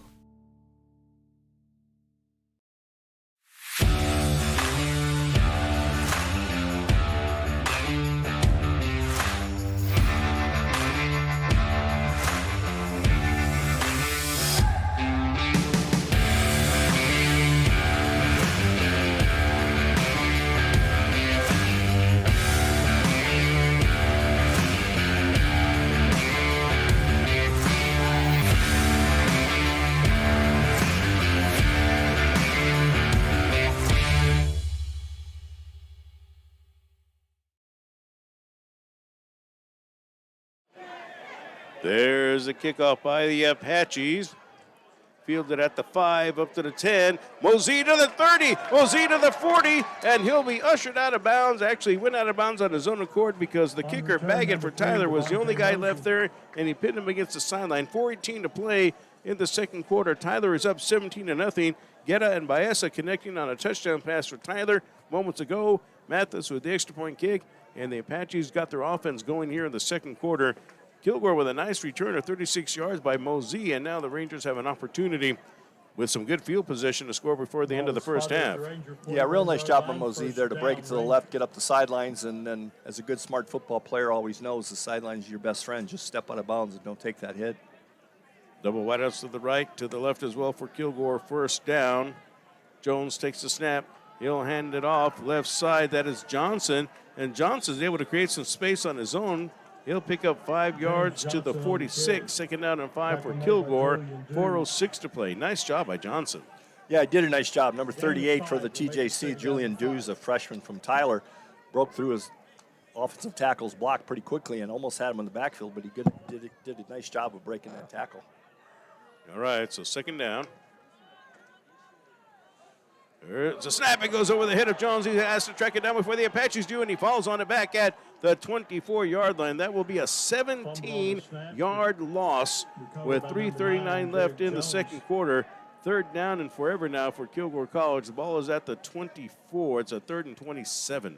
Yep, it's one of those things that happens when you ask your center to do a long reach block, which means he's got a big step to get to his blocking responsibility. And sometimes when you do that, you're stepping before you snap the ball, and more often than not, it launches over the quarterback's head. Double wideouts making trips to the right, one to the left now for Kilgore. Third down and 27 from the 24-yard line. Jones is going to try to air it out, fires the pass, and it is caught. No, it will be, it'll be caught at the 32-yard line. The reception for Kilgore, made by Javion Showers out of Pensacola, Florida. And that'll move it up to the 32, so that's an 8-yard gain and a 4th down for Kilgore. 4th and 19 with 2:54 left in the second quarter. I think Showers was hoping that pass would have been a little bit further up in the air. He could have made a catch and made a run with it after all. I know, he seems a little disappointed. I mean, you made a great catch. You weren't going to get 27 yards, so, be happy that you caught the ball. Don't beat yourself up. For the Apaches, number Yeah, I mean, 33, Khalil and Eagle. honestly, it's not his fault. Absolutely not. He did what he was supposed to do. He went down and made a good catch. I see a flag at the 36-yard line. This will be a legal substitution against Kilgore College, so the Rangers just adding more pain back down to the 27-yard line, so it's still 4th down. Now it's 4th and 24 with 2:41 to play. Yeah, you can understand that if somebody got injured and the guy's not used to getting in on this play, but it didn't look that way. It's too late in the season to be making these mistakes. All right, so Monsiváis will be kicking it away again. The ball is at the 27-yard line. There's the kick by Monsiváis. Fair catch way for by Ewell. He'll make it at the 28-yard line. It looks like they'll spot it there. 2:55 to play. The Rangers trailing in this one 17-0 with 2:25 left in our second quarter of play. Well, coming up at the half, we'll have an interview with Stacy Martin. Dr. Stacy Martin has been named as the interim president of Kilgore College. Dr. Brenda Kays will be retiring, and Dr. Martin will take over as the interim on the 1st of November. So we'll talk with Dr. Martin about that and about Kilgore College athletics as well.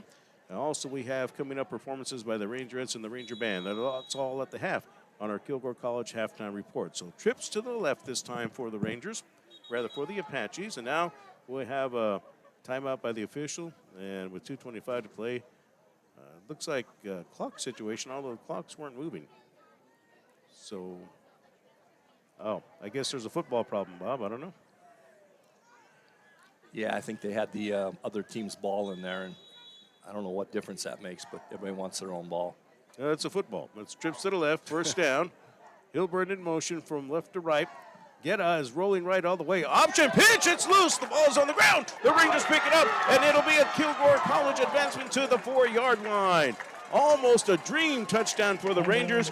Picking up the loose ball, Nicholas Igwe for KC, and that was doomed to rights as Guetta pitched it very late. Igwe was already on the running back, ends up picking up the loose ball and advances it inside the 5-yard line. First and goal, Kilgore. 3rd turnover now for Tyler, and the Rangers with a golden opportunity to score before the end of the half. Yeah, that's a silly play call by the TJC offense. You're backed up in your own end zone, and you run an option play for the first time in the game.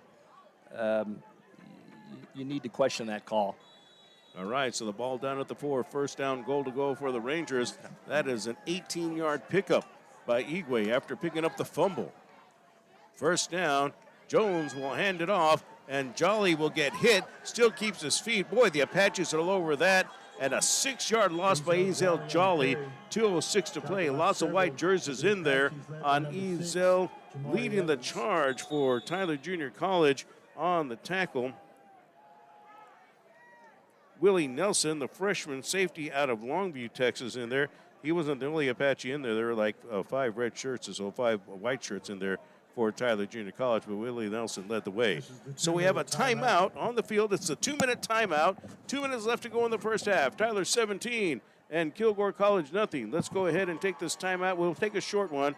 This will be a 30-second timeout here on the Kilgore College Sports Network. Stay with us for more Ranger Athletics.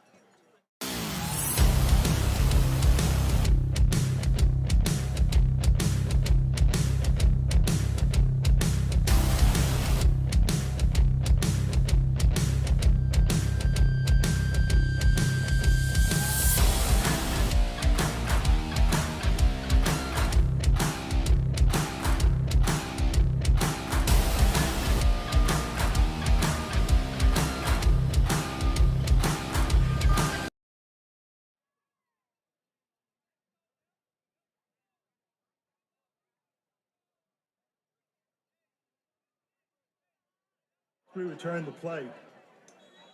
Ball is set. All right, back to RE St. John Memorial Stadium. It is A second down and goal for the Rangers from the 10-yard line. Jolly trying the right side one more time. A flag comes in very late as Jolly advances the ball to the 6-yard line, potentially a 4-yard gain on the stop that time for Tyler. One of the guys anyway is Clifton Gooden, a freshman out of College Station. I'm guessing this is going to be against the Rangers as the referee threw it in the backfield. One of the Rangers actually ended up laying on top of a Tyler player. That's big number 77, Jacoby Burns. Yep, 6'3", 320-pounder out of Houston, Jacoby Burns. They say he was holding, but he did a good job of keeping the defender on the field. He just laid on top of him, and you're not going to get up off of 320. He held him with his entire body. Well, I guess that's holding. I don't know. I thought that was pretty good. You know, you pancake block a guy, you keep him on the ground, right?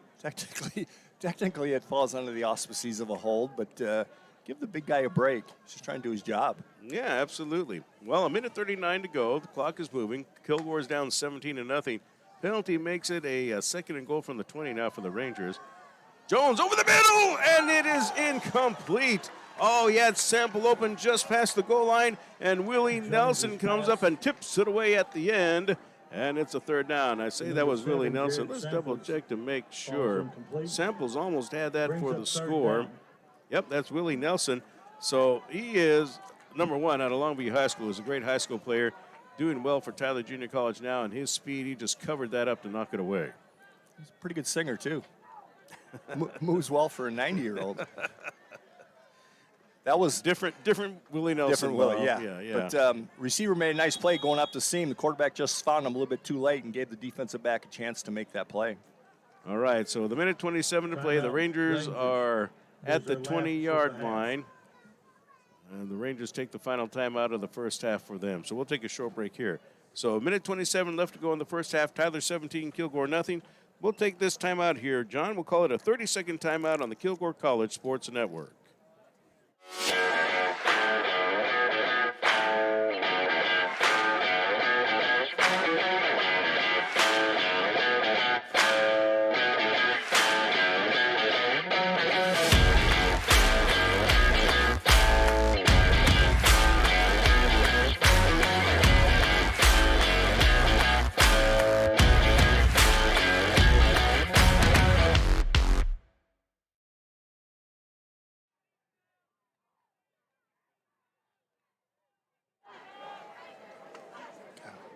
All right, the teams break it up from the timeout. 1:27 to play in the first half. Tyler 17, Kilgore nothing. The Rangers with a third and goal from the 20. So penalties and losses of yardage for the Rangers that pushed them back to the 20-yard line. They were at the 4 after Igwe returns a fumble.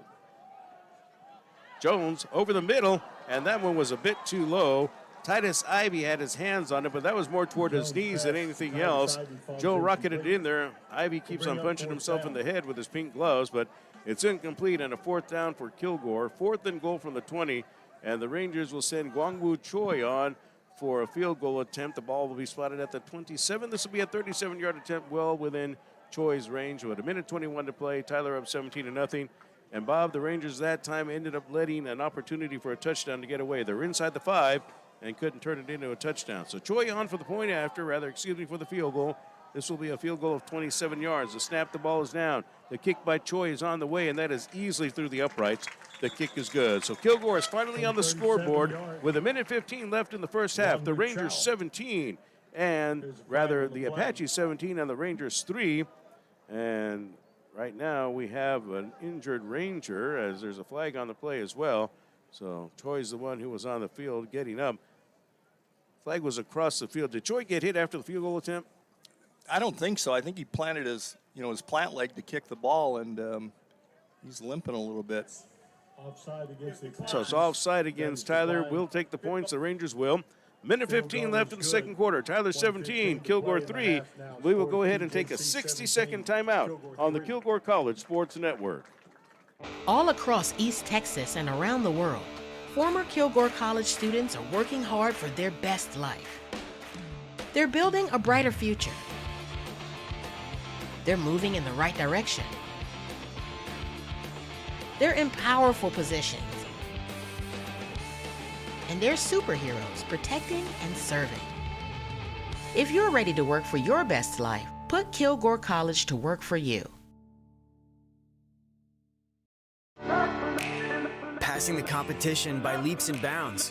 The team of world-class specialists at Christus Orthopedics and Sports Medicine Institute are experts in caring for bones, joints, and muscles. In addition to treatment, they also provide special programs designed to keep you in optimal shape and improve athletic performance. So whether you're a student athlete or a weekend warrior, they'll keep you at the top of your game. Christus Orthopedics and Sports Medicine Institute, taking orthopedic care a step further.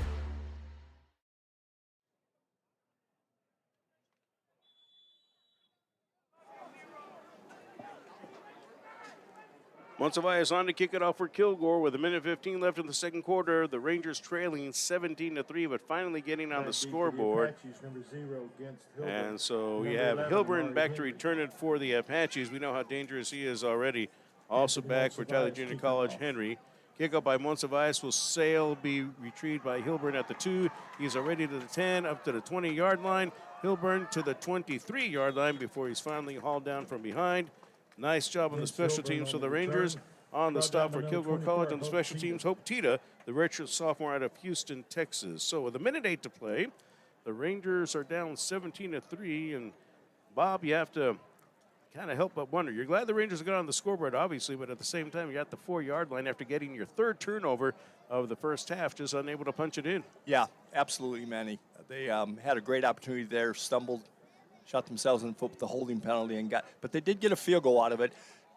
Paramount importance right now is they cannot afford to give any points on this last drive by TJC.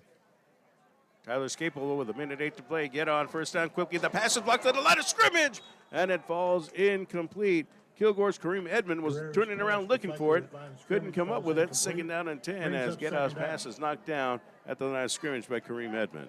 Yep, just another one of those plays, Manny, where the receiver ran down to the soft spot of the zone behind the linebackers, and good play by our defensive lineman there to get his hands up and knock that ball down.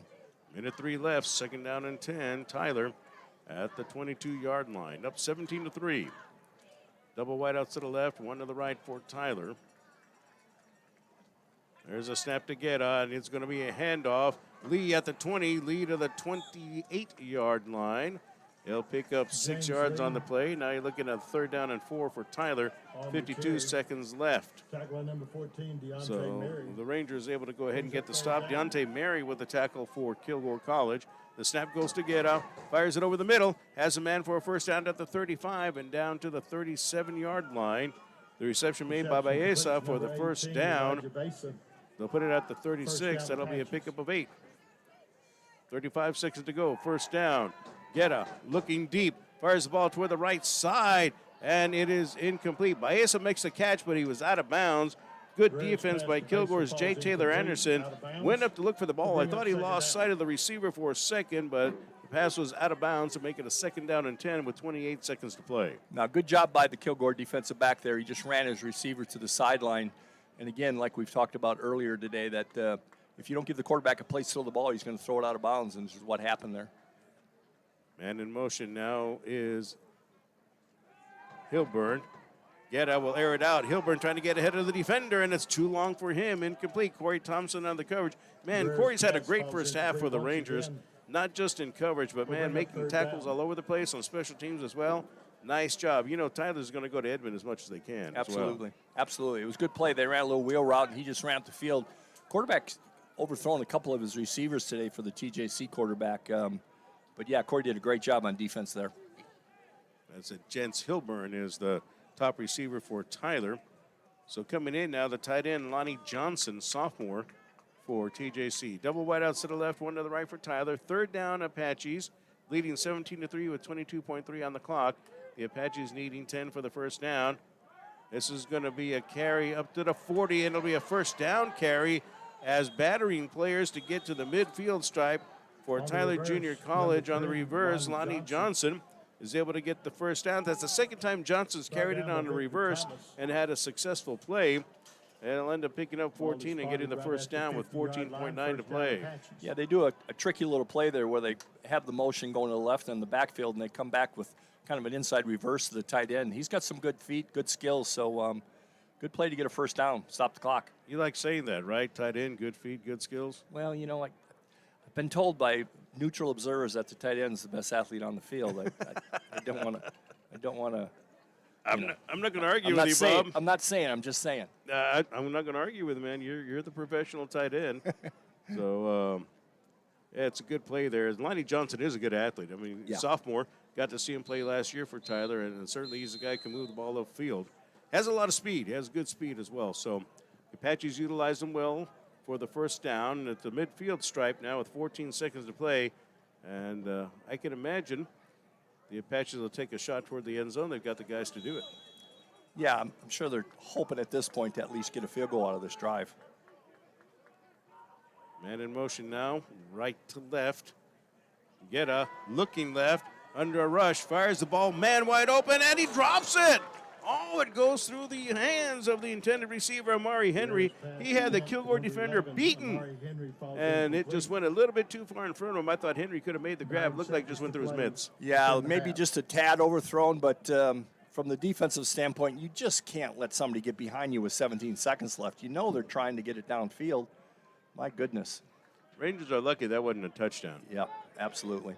All right, so 9 seconds to play, 2nd and 10 for the midfield stripe for Tyler as we're getting ready for halftime here in Kilgore.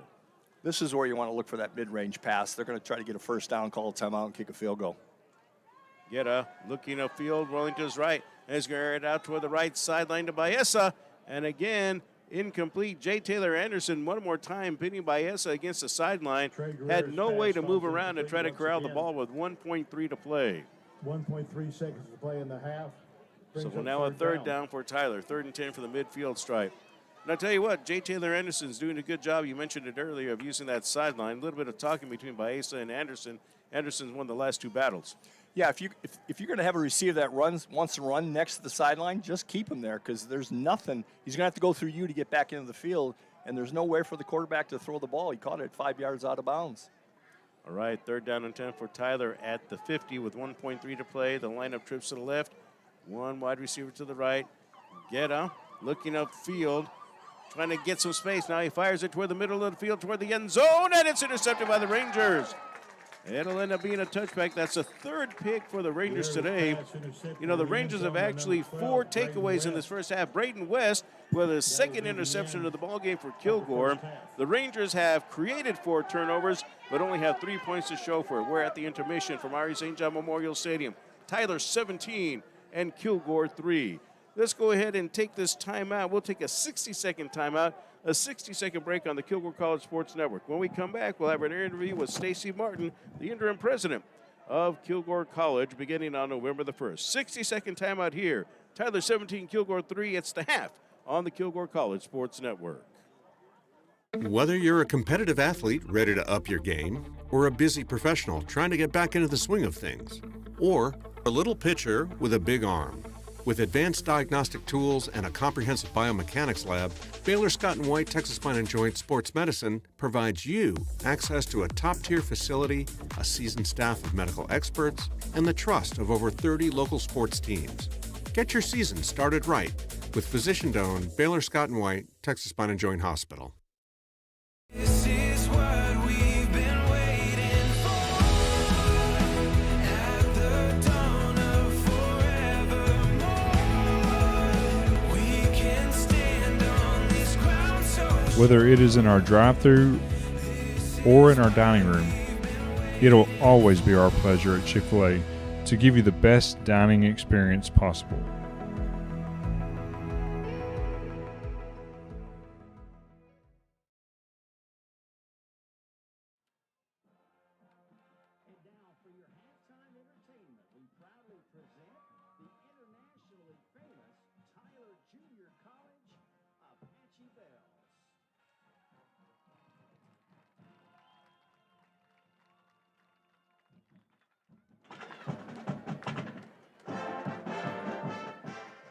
And we are at the half from Ari St. John Memorial Stadium. The Apache Bells and the Apache Band will perform first, and then we'll bring you the performance of the Kilgore College Ranger Band and the Kilgore College Rangerettes. But joining me, Mike's side, Dr. Stacy Martin. Dr. Stacy Martin has been just about everything at Kilgore College. She was a registrar at KC, also a vice president at Kilgore College, and beginning November the 1st, she will become the interim president of Kilgore College. Dr. K is announcing her retirement. Brenda Case has been the president for 10 years at KC. She'll be retiring in February. But during the course of the search, Dr. Martin will fill the interim role beginning on November the 1st. Dr. Martin, thank you so much for being with us at half. Now, you've already done quite a few of these interviews over your time at Kilgore College. This has to be obviously one that you're thinking, wow, it's my first one as the interim president. From the very first time we talked, did you ever think you'd be here doing this? Manny, first of all, thank you for the opportunity to visit with you during halftime today. And no, that was never within my wildest dreams when I first joined Kilgore College in 2001. It's really an honor to have been promoted at Kilgore College, given the opportunities to lead in different areas.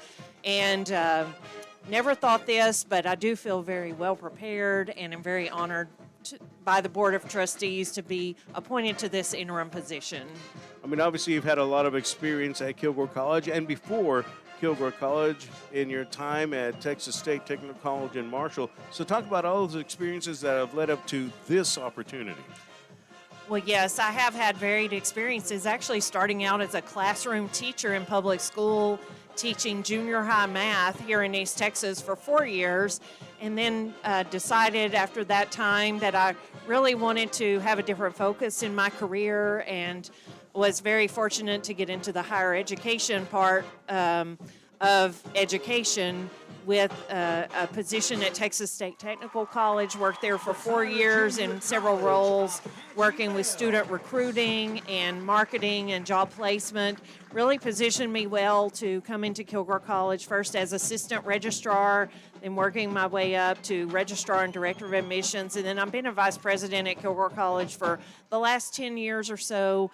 And each experience has given me new opportunities for learning, for interacting with different types of students, different people in the community, and different levels of employees. And so everything has shaped me to assume this position, and I feel like I'm as well prepared as I possibly can be to assume the role and have a great team to work with, and just excited for things to come.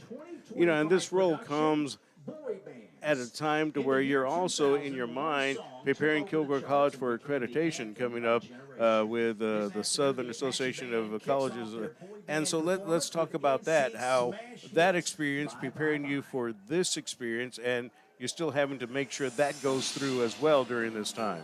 Absolutely, and I've got a lot of experience with accreditation, from submission of 2 fifth-year interim reports to SAC-COC, our accreditor, to coordinating our last accreditation reaffirmation that was done in 2019. I also serve as a SAC-COC peer reviewer, so I've been myself on 5 site visits for colleges going through that process, the most recent a few weeks ago. And so as we head into everything that will be required of us, with things being due actually in 2028, and preparing that, which does take a couple of years to do, I feel very well prepared, and am privileged to have had the opportunities to go see what other colleges are doing, to see things from what a reviewer would see, and knowing what they look for will really help prepare us. You know, the last time we went through accreditation, you found a way to make that a little bit more relaxed, because that's a lot that you're asking the Kilgore College staff, you know, with reports, and able to go ahead and kind of keep everybody's mind in tune, even though they're very busy helping with accreditation, but at the same time putting a little bit of fun to it.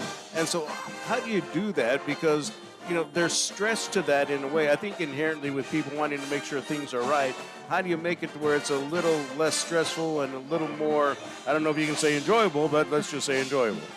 Well, it is important to inject some humor in the process, because it is very stressful, as you said, Manny. But what we did last time is we had some funny videos about what to do, what not to do, and just preparing people for what to expect. In addition to the humor, if you can just sort of demystify the unknown, that helps people feel much better, and feel more equipped to deal with the situation when it actually occurs. Well, you had the opportunity as well in your experiences to work with the athletic department and with the Rangerettes.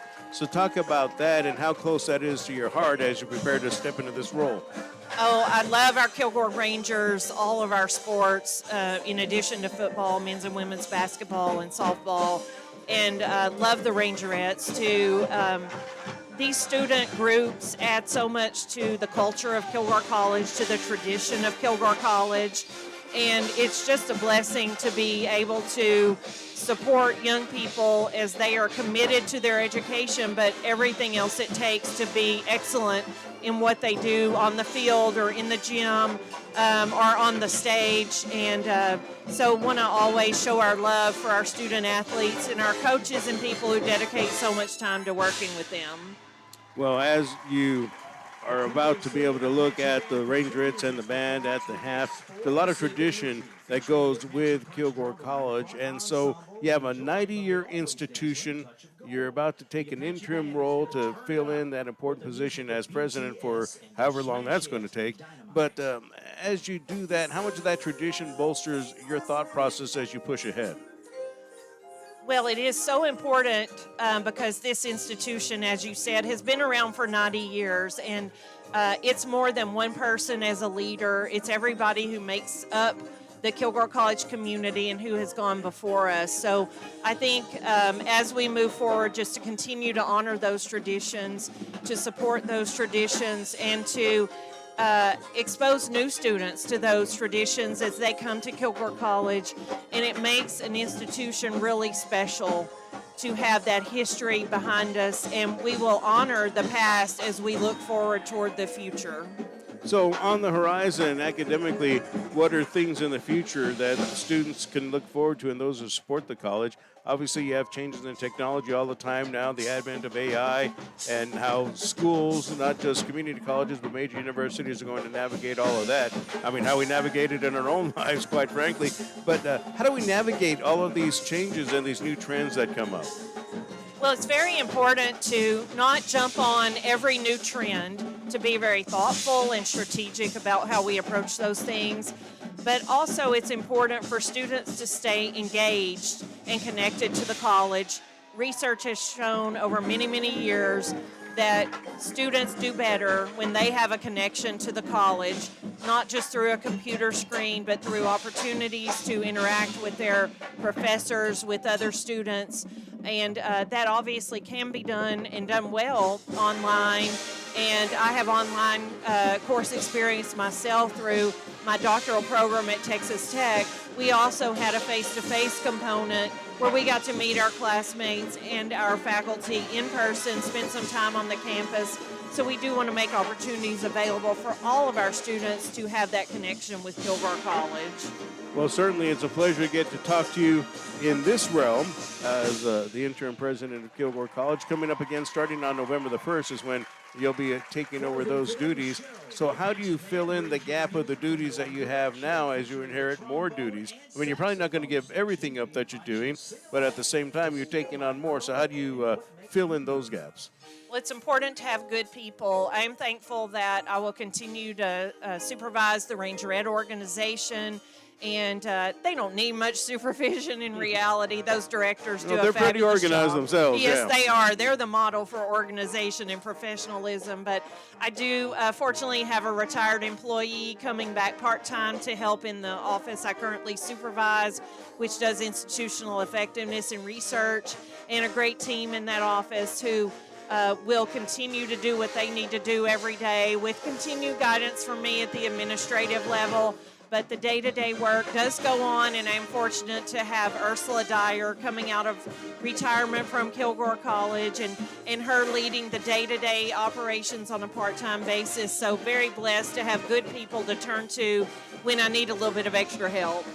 You know, you, again, talking about athletics, since you had the opportunity to oversee that for a while, what do you think of the women's basketball program, huh? I mean, national tournament participants last year, 8th ranked preseason. They've had some good competition and scrimmages to the east of us in Florida and in Tennessee. Coach Stephanie Williams has this program going in the right direction. She sure does. I'm so proud of Coach Williams, Coach Brooks, their team. They have put together. I got the privilege of going to the national tournament last March, and incredibly impressed with our young ladies. So glad that we have those returning sophomores who set that foundation of excellence in leadership, and I think the sky's the limit for this team, Manny. Yeah, we're not leaving out all our athletic programs, but certainly when you make a trip to the national tournament, you've got to talk about that. Yes, that really sets a tone of momentum for the coming year, and excited to kick off basketball season next Saturday. Want you all to join us in Masters Gym to see our men's and women's team play. Coach Bird has put together a great team as well, and I think they're ranked in the national poll too. So we've got an exciting basketball season coming up. Yes, want to give the men their due. They're ranked 25th in the NJCAA preseason poll. Basketball starting next Saturday as well. So a lot of things going on as we head toward the end of football season, basketball season coming up. Softball is finishing up its fall schedule. And then, of course, they'll be back in the spring competing in conference play. Dr. Martin, thank you so much for spending time with us. Congratulations to you on being named interim president for Kilgore College. Well-deserved, and best wishes to you. And I'm sure that you'll get plenty of support from the Kilgore College family. Thanks, Manny. Go Rangers. All right, the Rangers right now trailing 17-3 at the half to the Tyler Junior College Apaches, ranked number 3 in the nation in the NJCAA football poll. Let's go ahead and take this 60-second timeout on the Kilgore College Sports Network as the Apache Band and the Apache Bells are heading toward the sideline.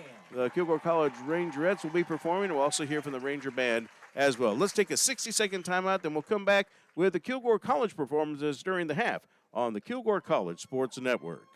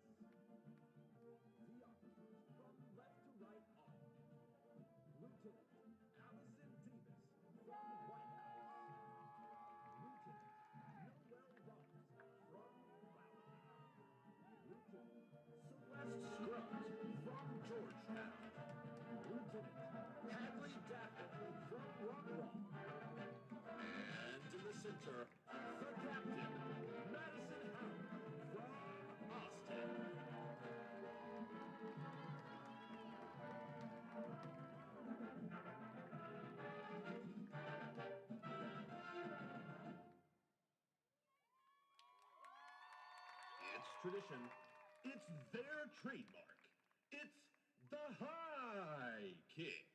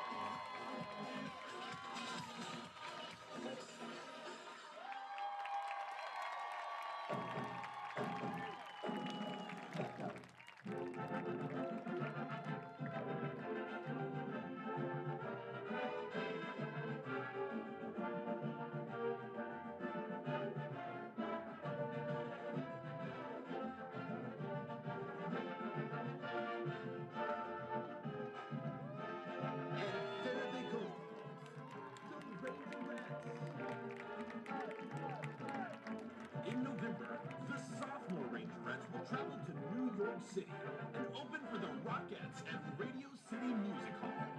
They will also perform the Spirit of America dancers in the Macy's Thanksgiving Day Parade.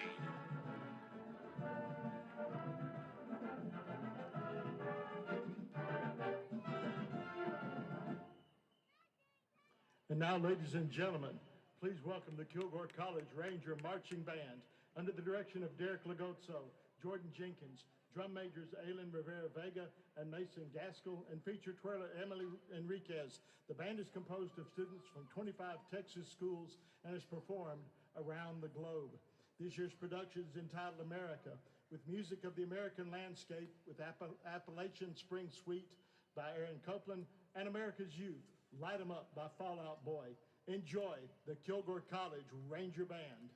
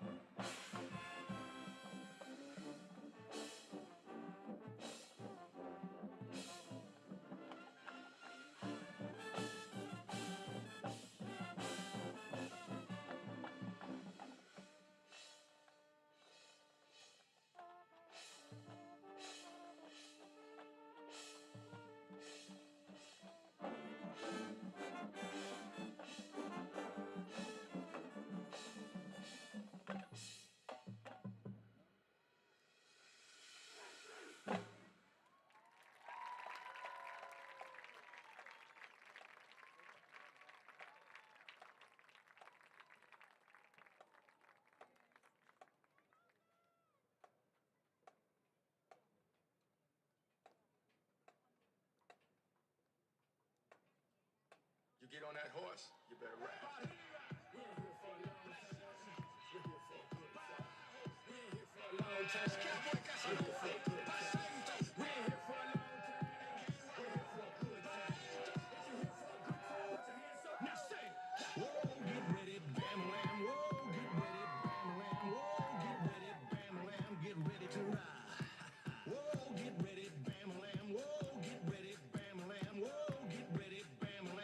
Ready to ride.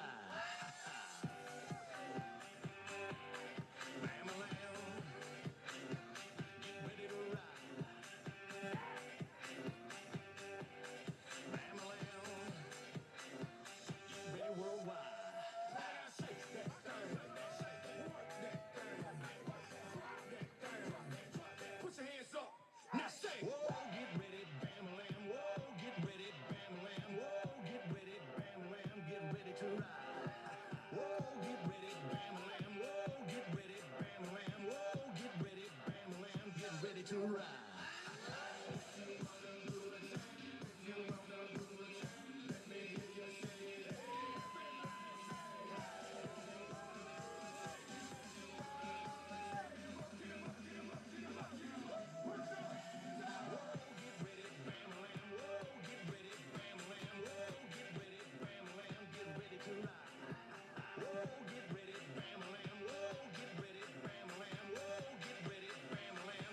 To ride.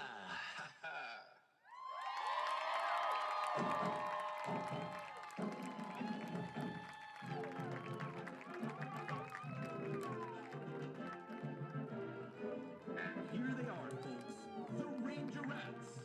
In April of 2026, the Rangerettes will help celebrate America's 250th birthday with performers from around the world at the Virginia International Tattoo. The director of the Rangerettes is Mrs. Dana Blake. The assistant director and choreographer is Mrs. Shelley Wade. Assistant choreographer and dance technician is Mrs. Angela Hall.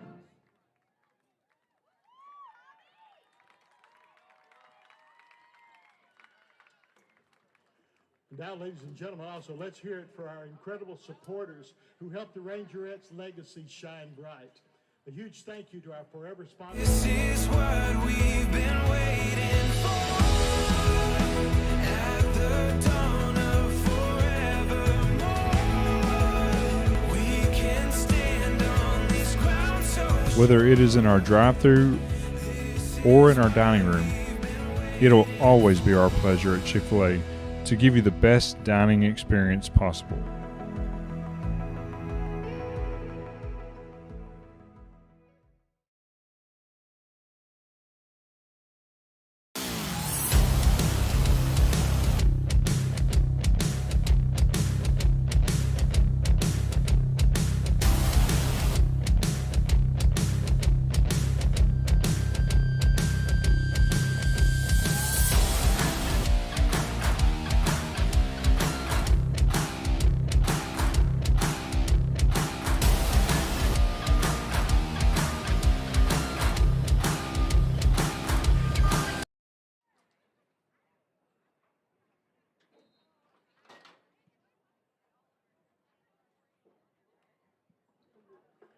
Ladies and gentlemen, we've had a cell phone turned into the press box. It's got purple flowers on the back of it. Nice picture on the front. If it is yours, you must come collect it here at the press box. You must be able to unlock it. All right, welcome back to R.E. St. John Memorial Stadium. Great interview with Dr. Stacy Martin, the interim president of Kilgore College, starting on November the 1st. Congratulations to Dr. Brenda Kay. She'll be retiring on February the 28th. Of course, it is a retirement that is well earned. 10 years of service at Kilgore College and over 40 years of service in education. And so certainly she's done a lot at KC. We thank her for her service to Kilgore College. But she'll be going on to other things, and Dr. Martin will take over as interim again on November the 1st. So congratulations to her as well. Again, that appointment is well-deserved, and we'll see where the future of Kilgore College goes after that. Halftime score is 17-3. Tyler with the lead over Kilgore. Let's take a look at our first half scoring summary for today's ball game. No scoring in the first quarter. Pretty good first quarter. In the second quarter, Tyler scores first at 14:55 of the second quarter to finish off a 68-yard drive. and it was Jens Hilburn who scored on a 1-yard touchdown run. Extra point kick was good by Daniel Mathis at 14:55 of the second quarter, and Tyler jumps out to a 7-0 lead. Tyler increases that lead to 10-0 at 7:44 of the second quarter on a 26-yard field goal by Daniel Mathis. And then Tyler with one more score at 4:28 of the second quarter as Baeza scores on a pass from Guetta. We had it as 36 yards, and the extra point kick was good by Daniel Mathis. 4:28 of the second quarter, and Tyler is up 17-0. Kilgore finally got on the scoreboard at 1:15 of the second quarter on a 37-yard field goal by Gwanwoo Choi, and that made the score 17-3, and that's where we're at the half is Tyler 17 and Kilgore 3. Jack Stallard of the Longview News Journal has sent us some statistics, and we will give those to you momentarily as we can because they're getting ready to start the second half. We will say rushing for Tyler as a team, 16 rushes for 52 yards. Passing by Trey Guetta, 15 completions, 28 attempts, 223 yards. Also, he has one touchdown in the contest, but there's been interceptions as well by Trey Guetta, as he's had a couple of balls intercepted. And then also Tyler has a fumble to his credit as well. Kilgore with 3 takeaways in the first half and just not able to do much with them, Bob. And, of course, that doesn't help your team at all. Receiving-wise as a team for Tyler Junior College, Jens Hilburn leads the way. He has 6 receptions for 44 yards. 1 reception, however, for 53 yards, and that is by Amari Henry. And then Elijah Baeza, he has 96 yards receiving in this first half for Tyler Junior College.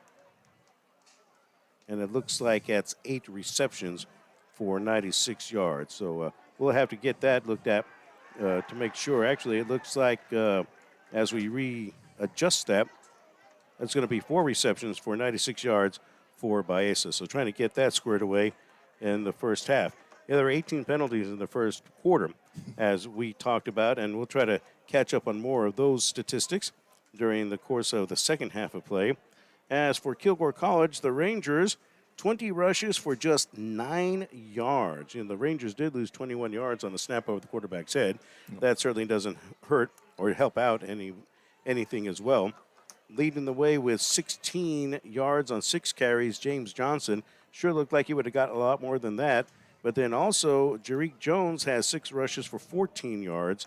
And, he's held jolly as with his pluses and minuses in the first half, he's been held to 0 yards. 7 carries for no yards in the first half of play. Jones, passing-wise, 2 completions, 8 attempts for 8 yards in the first half. And, again, for the Rangers, receiving-wise, you just have the 8-yard reception by Javion Showers. Jolly, 1 catch, but didn't get any yardage out of it. And that's a quick look at our first half stats. Again, thanks to Jack Stallard for a look at those first half statistics. So Anthony Monsivais will kick it off for Kilgore College as we start the third quarter of play on the Kilgore College Sports Network. Kilgore will move left or right from our broadcast position in the third quarter. The Apaches ready to receive the kickoff. This kick will be taken by Jens Hilburn at the 5-yard line. Now he's going to start middle of the field to the 10. The Rangers let him get by on a tackle attempt that whiffed. Now Hilburn has the left sideline to the 30, to the 40. Hilburn's at midfield, cuts it back to the 40. He's to the Kilgore 30, to the Kilgore 20, and Jens Hilburn will take the opening kickoff for the second half. 95 yards for a touchdown for Tyler Junior College. 2 flags. We have 2 flags down on the field, so maybe we won't have a kickoff return for a touchdown, but a nice 95-yard return by Jens Hilburn nonetheless. And the Rangers missed an opportunity to seal him up back around the 20-yard line. A missed tackle. The guy just whiffed trying to get to Jens Hilburn. Yeah, typically on kickoffs, there's one man. His only job is to keep that returner in the middle of the field, and he got a little outflanked there and resulted in a long touchdown. Hopefully this penalty does bring it back, though, for the Rangers. All right, we'll have a call here in just a second. Maybe. During the return, illegal block in the back against the Apaches. 10-yard penalty, first down. All right, that's a spot foul, Bob, so it'll move the ball back to the Kilgore 35. So the 95-yard kickoff return for a touchdown is wiped out, but the Apaches have it at the Kilgore 35. Yeah, that Hilburn's a dangerous player. Plus, TJC had like 5 guys on that one last ball carry. I don't know how they got a push in the back. They could have just ran them over, but crucial stop here for the defense. We keep talking about the importance of the first series in the second half, and you just can't allow TJC to score on this drive. Double wideouts to the right, one to the left for Tyler. 18 seconds into the second half. First down for Tyler from the Kilgore 35. Again, the 95-yard kickoff return by Jens Hilburn wiped out. Haynes on the carry. And so Ashton Haynes will pick up just a yard to the 34. It's a second down and 9. Ranger Brought fans down have to by be number breathing a sigh of 24, relief Hope because Tito. Hilburn did a great job. And he is a fast 2, runner, Maurice Hill. but it just seems like he glides when he runs. It's almost like he doesn't seem to be moving fast. No He gain. is. Will bring He's up outrunning second down. everybody on the field. He's just very smooth. Yeah, he's got a deceptive stride to him. You're right. He looks like he's just kind of galloping along, but you're seeing nobody catch him. Right, exactly. And we do have an injured player on the field for Tyler Junior College, and so we will go ahead and take a short timeout. Let's take a 30-second timeout here for injury. 14-18 left in the third quarter. Tyler 17 and Kilgore College 3. Let's take a 30-second timeout on the Kilgore College Sports Network.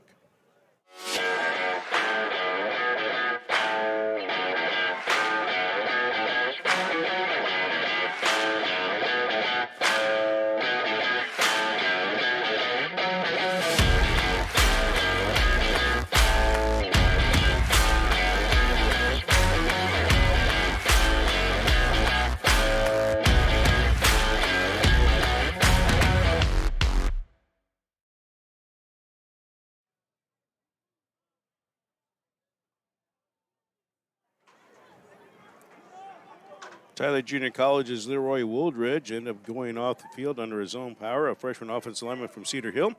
So now the Apaches and the Rangers back to the line of scrimmage. 14-18 left in our third quarter. Tyler 17, Kilgore 3. Tyler with a 2nd and 9 from the Kilgore 34-yard line. There is a snap to Trey Guetta, fires it right side, leaning to make the catch for Tyler Junior College. That was Jamari Evans. He had to lean forward to make that one. It was a little bit behind him. Braden West, is able to go ahead and knock the ball carrier out of bounds, and it's just a yard gain to the 33.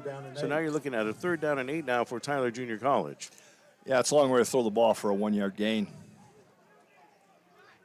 Double wideouts to the left, one to the right for the Apaches. The snap, right side, the pass, and that is incomplete. And a Tyler player has lost his helmet, and now a flag comes down right after that.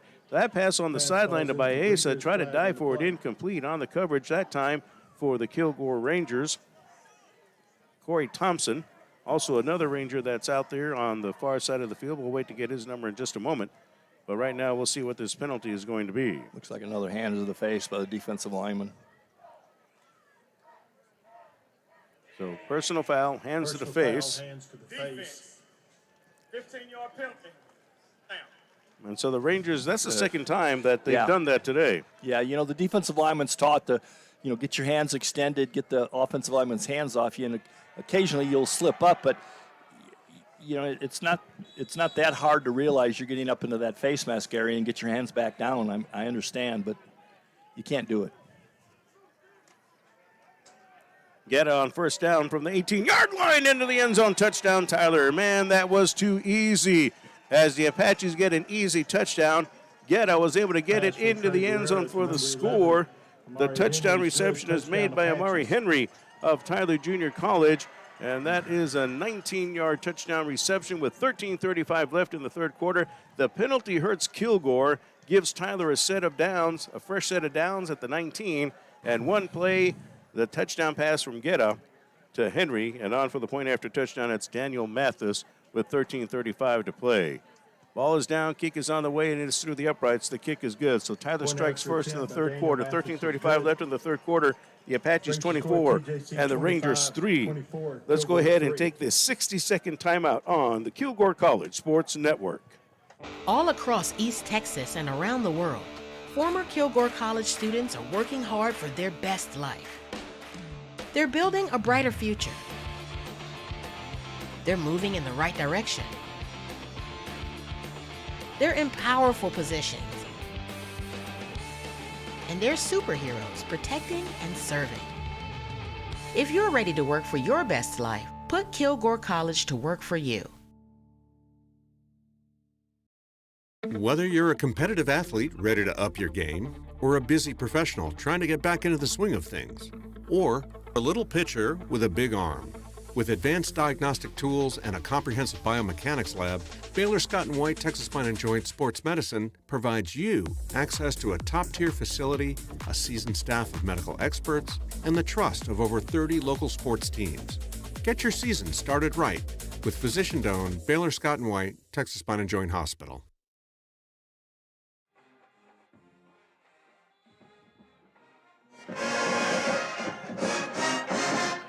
13:35 left in the third quarter. Tyler Junior College 24 and the Kilgore College Rangers nothing. The Apache band celebrating as they should. Kickoff coming up for Tyler Junior College by Seth Baggett. Flag is down, should be offsides on the kickoff, and this kick will be retrieved by a Ranger. And then there's a lot of action of people getting knocked down after the fact. One of the Tyler players mouthing off, and another flag comes down after that. You know, you're winning by a score of 24-3. You don't need to say anything, especially after you knock a guy out of bounds after the play is already dead. But that's just discipline there. Yeah, it's just, I don't know. I know I'm old school, but you just get tired of seeing these guys telling everybody how good you are. You know, quite frankly, if you're as good as you think you are, you might be playing somewhere else. But anyways, just stop it. Tiger Evans is a freshman defensive back out of Westgate, Louisiana. He's the one who was joined with a Kilgore College player, and I believe these penalties will be going against Tyler unless they're offsetting. I know it takes two to talk sometimes, but I think the late push out of bounds might have been against Tyler. We'll see what the call is actually going to be, however. No, you're right. It just accelerates into something chippy. 40 receiving team. First down. All right, so whatever went on the sideline, other than the kickoff going out of bounds, which is marked as a legal procedure, ends up being wiped out or offsetting due to a block in the back against a Kilgore College player. And so we're going to have the kickoff all over again. So nothing was addressed on the sideline as far as all the action in the drawing after that. A flag came down after that. So you figured that was what was going on, whether it was offsetting penalties for unsportsmanlike conduct or whatever. None of that was addressed. But certainly the kickoff going out of bounds and a block in the back on the field, that's what the flags are for. We're going to do it over again. Yeah, just do your job. Cover the kick, run the ball back, spot the ball, and let's play offense, defense. Well, I guess no foul, so no harm, right? No, but typically what happens is you allow that behavior to continue, that you do something silly the next time and nobody retaliates, and now you find yourself at the bad end of a 15-yard penalty. All right, so the Rangers will have DeMonte Mosey and Jared Sample back to receive this kickoff as Seth Baggett will line it up and kick it again for Tyler Junior College. A do-over, and Baggett pops this one up. Mosey will retrieve it at the 25 to the 30, has a hold to the 40, and he's taken down at the 42-yard line. He got a good head of steam before he was taken down. Mosey getting up, and he's not happy about something. I'm not sure what it was. He's joined with a Tyler Junior College player. Helping out on the stop, it was Tyson Wilson, the sophomore out of Gilmer. That young man, that safety, has been all over the field today in the first half on special teams as well as defense, and now after this kickoff in the second half. Tyler Junior College up by a score of 24-3. Again, Henry scoring on a 19-yard pass from Trey Guetta. A 35-yard drive for Tyler, ending on the touchdown pass with Mathis in the extra point kick at 13:35 of the third quarter. Tyler is extending its lead to 24-3. Rangers need some offense at the 41-yard line, first down, and the handoff. And Johnson's going to go down right at the line of scrimmage. No gain, second down and 10 for Tyler. Dada Ross, a freshman linebacker from Tyler, Texas, in there on the stop. And I'll tell you what, the Apaches have it going on both sides of the football now. The Rangers can't do anything on offense. No, what's happening is the defensive line for the TJC team is eating up the offensive line. The linebackers are just cleaning up. They're not getting up to that second level like you always hear on Sunday to get to the linebacker blocking. So it's going to be a long afternoon. Double wideouts to the left, one to the right, second down for Kilgore. Second and 10 from the 41-yard line. Jarek Jones getting the start today. Liam Moskowski out with injury. Jones coming up field, and a helmet comes off. That's Jarek's helmet that a Tire player actually got in his hands. So that helmet off the quarterback. And where were they going to put the ball down? It'll be a loss of yardage on the play. Nope, they're going to put it right back at the line of scrimmage, the 41. So no gain, no loss, 3rd and 10 now for Kilgore. 12:52 to play, Tyler 24, Kilgore 3.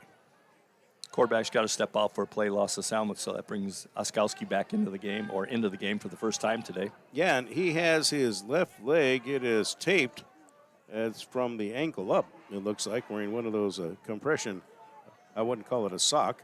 But anyway, it's wrapped up pretty good. So on 3rd down, Oskowski, left side, has a receiver open who fumbles the football, and it goes out of bounds. So it will be a 4th down for Kilgore as the reception is made for the Rangers by Brandon Ward. Brandon able to get a few yards and fumbled it out of bounds. He can't fumble it forward anymore like Ken Stabler did in a game one time back in the day. So it's a 3-yard gain to the 44, making it a 4th down and 6. And it will be Anthony Monsivais on a kick, making it a 4th down and 7 for Kilgore with 12:23 to play. Yeah, Kenny Stabler fumbled it forward to a old friend of mine, Dave Casper. Yep. Hall of Famer, tight end from Wisconsin. We must be old to remember all of that. All the youngsters listening and watching are like, who are those guys? Who's Dave Casper? Yeah, he's just one of the best, right? Oh, nice return by Ewell. He has it at the 30-yard line. The flag is down as Ewell is at midfield to the 45 and the 40. Ewell to the 30, Ewell to the 20, and he'll get his way into the end zone for a touchdown. Doing a little bit of taunting, you would feel like they would flag that one as well. They're not going to. The main flag is down at the 21-yard line, and I think this is another touchdown that's coming back. You know, Tyler has kept himself out of the end zone with penalties in this ball game at least 3 or 4 times, right? Yeah, they've had two returns this half already take back, and then in the first half they had 2 called back as well. And they just can't get out of their own way. And you're right, the guy running for the touchdown, the player for TJC, should have been flagged for taunting. The return team. 10-yard penalty. First on Tyler. So 1st down for Tyler, and the Apache band is not very happy with the call. Obviously, for the officials, it was pretty obvious to make. That play came down pretty quickly, Bob. But 1st down for Tyler, all the way back to the 10-yard line after the penalty, the block in the back. And so the Rangers can breathe a sigh of relief here, but they're down 24-3. Kilgore has to create something here defensively with 12:01 to play. At least stop Tyler. Yeah, you got to get a stop here. Maybe start shooting your safeties or linebackers on some run blitzes. Problem is, you shoot that linebacker and that receiver just sits down in your area, you vacated, and there's another easy 10-yard completion. So double wide outs to the left, one to the right. Hilburn on 1st down is in motion. The handoff's going to go to Lee. Lee coming left side, cutting it upfield, and he'll get to the 15-yard line. So a solid gain of 5 for Lee. His helmet comes off as well. 2nd down and 5. Ramon Lada, a freshman defensive tackle out of Conroe, making the stop for Kilgore College. And Nicholas Higuay. I think both teams need to invest in some new chin straps. Gain of 5. Helmets are coming off way too easy. 2nd down and 5 for the Apaches from their own 15-yard line. There's the snap. Guetta quickly fires it right side. Ball is caught and being taken down at the 19-yard line. That'll be a gain of 4. So it should be a 3rd down and 1 as Guetta got the ball into the hands of Jamari Evans, a sophomore wide receiver out of Baton Rouge. So 3rd and 1 now. Bring up 3rd down and 1. Tanner Jacobson in his 4th season as head coach of Tyler has the Apaches rolling this year. And there's going to be a direct snap, and that might work for a 1st down. It's going to depend on the spot by the official. That ended up being a direct snap to Ashton Haynes. And I think they'll give it to him, yeah. They'll give him at the 20-yard line to the 21. You know, if it's the 21, that's a very generous spot. Yeah. Because all the action stopped at the 20-yard line, which still should have been a 1st down, but they get an extra yard on the spot with 10:50 to play. It looks like Tyler's trying to put some stuff on tape. That play, the quarterback is looking to the sidelines waiting for a call, and they direct snap it to the running back. They're pulling some stuff out of their play bag that you typically wouldn't see at this juncture of the game. Double wide outs to the left and to the right. The Apaches leading by a score of 24-3, 10:31 left in the 3rd quarter. Haynes in motion. There's the snap. Guetta looking upfield. He'll fire one.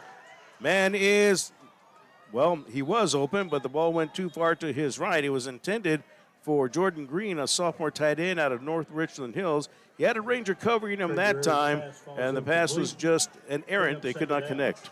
Yeah, I mean, he was running his pattern, then he got bumped a little bit, and he acted like, well, you can't bump me, so I'm not going to run anymore, and just kind of quit on his quarterback. Yeah, you can't do that. Pass catches are too valuable. If you get a chance to catch the ball, go get it.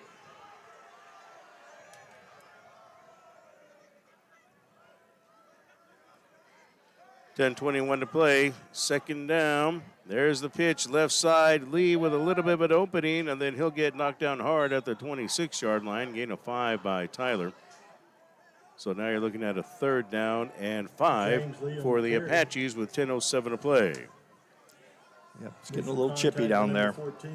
Delonte Mary, the redshirt linebacker from Carthage, is taking it upon himself to introduce himself quite physically each play now. So third down with 9:48 to play. Tyler Junior College up 24-3 in this third quarter. And Tyler will split one wide receiver very wide to each side. Man in the slot. It's going to be a handoff to Lee. Lee is able to shake one tackle, shakes two tackles. Kilgore can't wrap him up, but he's forced out of bounds at the 25-yard line and runs into somebody on the sideline. Two Kilgore players are there to help that person up. And with 9:22 to play, Tyler will face a fourth down. I'm not sure who got knocked down on the far sideline. I don't know. It might have been a coach for Tyler. Gets up, he's okay. Rangers were over there to help people up after that collision. Yeah, it's the down marker holding the third down, fourth down pad. You stand on silence, you take your life in your own hands when that ball starts sweeping your way. The best thing you do is drop that sign and just get the heck out of the way because you're going to get blown up. Yeah, the chain is broken now, Bob.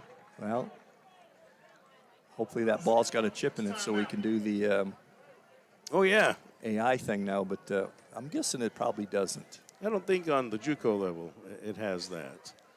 So 9:22 to play in the third quarter. We have an official's timeout. The chain has been broken on the other side with some collisions on the Tyler sideline. 9:22 left in the third quarter. TJC 24 and Kilgore College 3.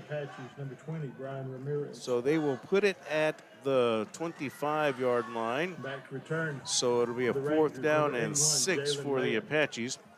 9:22 left, third quarter, and the Apaches will be kicking it away. We haven't said that today at all. First punt of the game. Jaden Mayon will punt it away will receive the punt for Kilgore. For Tyler, kicking it away will be Brian Ramirez, a sophomore out of Ferris, Texas. Officials are doing a little fix-it on the chains. Hopefully he's got a little jackknife or something in his pocket to reattach the links. High tech here.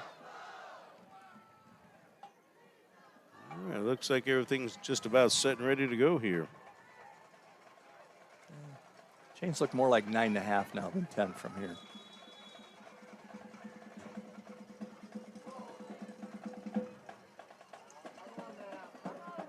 Here we go. There's the snap and the kick away by Ramirez. The Rangers tried to get to it but could not.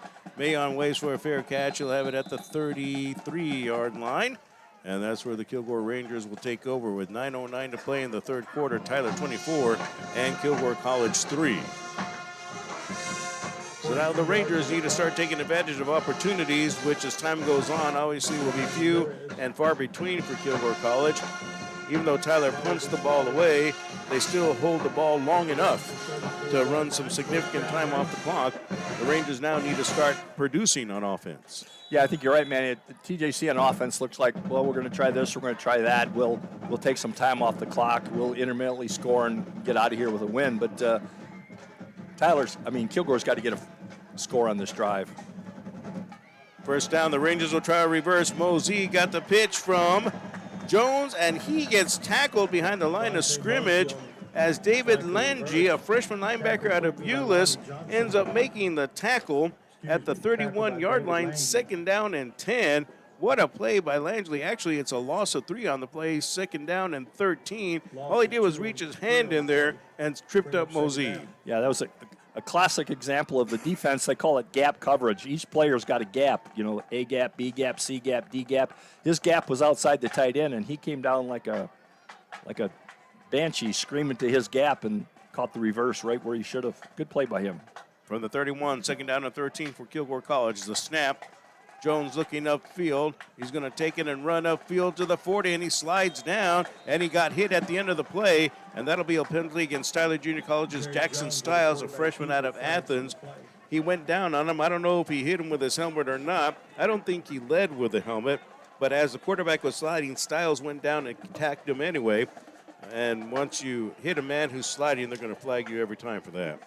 Yeah, I don't think he meant any No. malice by it, but the guy slid and you went down there and kind of tapped him. And that's all she wrote. That'll move the ball up the field. That'll be a late hit against Tyler. So penalty moves the ball to the 46-yard line, a 15-yard penalty. And Kilgore is in good shape now with a first down at the Tyler 46-yard line. So that personal foul. Again, no malice meant by Jackson Stiles. He's not that kind of a player. But the quarterback was going down, and Stiles was trying to make a play, and sometimes those things happen. Yeah, I mean, it's hard to stop yourself. Just because the quarterback slides doesn't mean you've got super breaks and just stop yourself. It's hard to do. Double wide out to the left and one to the right now for Kilgore. First down for the Tyler 46-yard line. And coming upfield, he's El Jolly, and he gets into the plus column rushing-wise as he moves it upfield, 7 yards to the Tyler 39, second down and 3.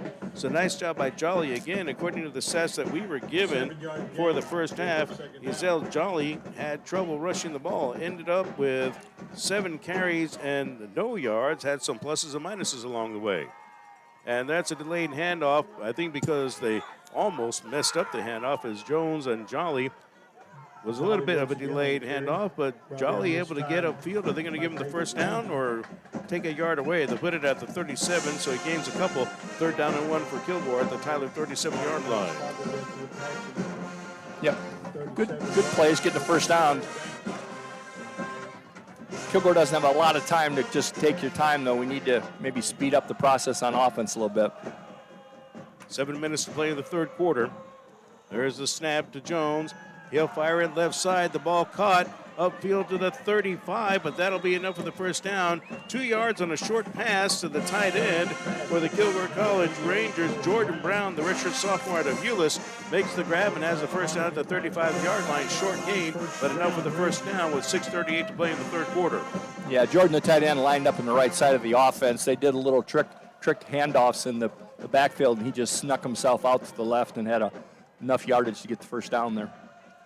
All right, so the Rangers with the first down at the Tyler 35. They've been moving the football on this drive with 6:22 to play. And there's some extra movement there. This one ought to be moving backwards 5 yards now as the Rangers commit a penalty. Yeah, tight end went in motion again. Scared his own players. A false start against the Rangers. Are tight ends scary people? No, but, it's funny. You're told during the week that this guy's going to go in motion, so let's calm down, gentlemen. Believe it or not, you can actually feel somebody running behind you or hear somebody running behind you on occasion with 80,000 people screaming. You can still sense it. So, 5-yard penalty to the 40-yard line now. So for Kilgore, 1st and 15 from the Tyler 40. And now we have another penalty on the play with 5:49 to go. The flags are starting to fly again here in the third quarter. 18 first quarter penalties for both teams. I think that's on number 50, Marcus Smith again. He kind of disciplined himself last play by banging himself in the helmet for about 10 times. He might have knocked himself silly. Maybe, because now you have 2 penalties in a row. 10 yards and losses via penalty to the 45-yard line, and now you're looking at a first down and 20 for Kilgore College. Rangers have not been in sync very well on offense, only able to muster a field goal by Choi near the end of the first half. It was a 37-yard field goal. Other than that, it has been all Tyler Junior College today. Left side, it is Jones trying to get some kind of blocking. He's not going to. He'll get upfield to the 45-yard line, so he'll get back to the line of scrimmage with 5:29 to play. As we get second down for the Rangers, we'll see if they spot the ball at the 45 or give them a yard. That'll be a yard to the 44, so second and 19 for Kilgore. Rangers just can't get anything going offensively today. No, I think bit tough. I think that might have been a one-option route for the quarterback. He looked to his right quickly to see if the hitch was open, but the cornerback closed on it quickly, and the moment that happened, he just tucked the ball down and started running. I don't think he had a secondary or a tertiary receiver to look for. Rangers with trips to the right on second down. Jones over the middle has a man at the 30 and down to the 28. The ball is on the ground, and the recovery for Tyler Junior College. The Apaches come up with a turnover. The reception for Kilgore was made by Javion Showers, and once Showers got hit, he ended up fumbling the ball, and the Apaches with a recovery at 5:22 left of the third quarter. So a nice job by the Apaches to get the ball back. Yeah, it was a nice catch by Showers. Started to head upfield. I hearken back to whatever Coach Walsh, when I was with the Niners, would say. Anytime you make a catch and you're running downfield, just start thinking fumble because they're coming for it. And he took a good hit. Unfortunately, coughed the ball up. There were several Apaches that were there. The one who gets celebrated the most is Derek DeGreat, a redshirt freshman out of Bullard, Texas. They're gathering around him on the sideline. So first down now. And with 5:22 left in the third quarter, it's 24-3, Tyler over Kilgore. There's a snap to Guerra on first down. He'll hand it off, and Haynes will get to the 31, picking up 2, second down and 8 for TJC. And things just not going well for Kilgore today. That was a beautifully executed play by the Rangers, don't get me wrong, but the Apaches make the play defensively. When you make a shot like that and the ball comes loose, Tyler ends up with a recovery. Kilgore player is down after the tackle. In on the tackle, it was Deontay Mary. He is the redshirt sophomore out of Carthage. And Deontay Mary is now down on the field, and that would be a big loss for the Rangers. He made a lot of plays today. So 31-yard line is where it's at. That's a pickup of 2, second down and 8, but an injury timeout on the field. 5:08 left to go in the third quarter. The Apaches 24 and the Rangers 3. We'll go ahead and take this timeout for injury. We'll take a 30-second timeout, a 30-second break on the Kilgore College Sports Network.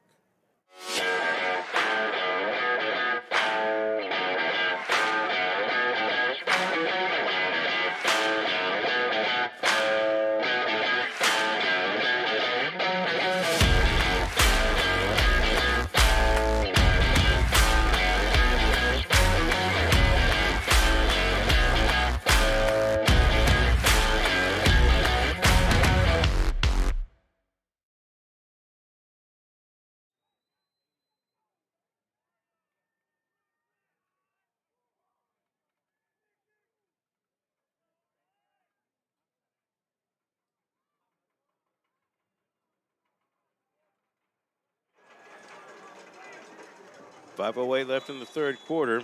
And so Mary heads to the sideline. He's walking on his own power on the sideline right now. Tyler with the football, 2nd and 8 from his own 31. Guerra with a pass to Lee out of the backfield, and Lee's able to gain substantial yardage across the 40 up to the 42-yard line. And now there's several Rangers trying to put him to the ground. They have trouble doing so, but finally Brock Reddick leads the way to help a gang of Rangers tackle down Lee. But Lee ends up getting the first down with 4:40 to play. And they'll put the ball upfield at the 43. Yep, at the 43-yard line. That's a pickup of 7 and a first down. Yeah, nice play. A little delay, toss to the running back, flooded out to his right, and had a blockers in front of him. First down. Get over the middle. Has a man open at the 35 to the 30, down to the 20, right sideline to the 10, into the end zone. It's a Tyler touchdown. Beautifully executed by the Apaches. Guerra to a wide open Lonnie Johnson, the tight end, gets into the end zone for the score, and that ends up being a pass play of 57 yards for the Apaches. And with 4:16 left in the third quarter, it's Tyler 30 and Kilgore 3, and the Apaches are running away with it. Yeah, that was a mismatch. They had their tight end split out to right to Lonnie Johnson. He's 6'2", about 220, and redshirt defensive back for the College Rangers, Braden West. He got bumped a little bit, but the tight end just kept running for the ball. Point after touchdown coming up by Daniel Mathis. The ball is on the way in through the uprights, and the kick is good. 4:16 left to go in the third quarter. New score, Tyler Junior College 31, Kilgore College 3. We will go ahead and take this timeout on the Kilgore College Sports Network. This is a 60-second timeout.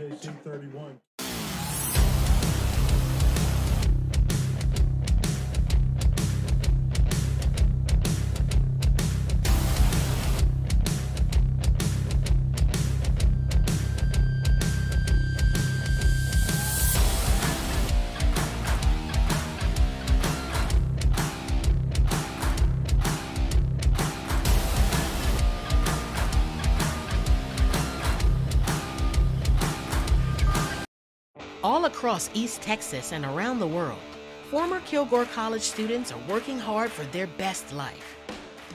They're building a brighter future. They're moving in the right direction. They're in powerful positions.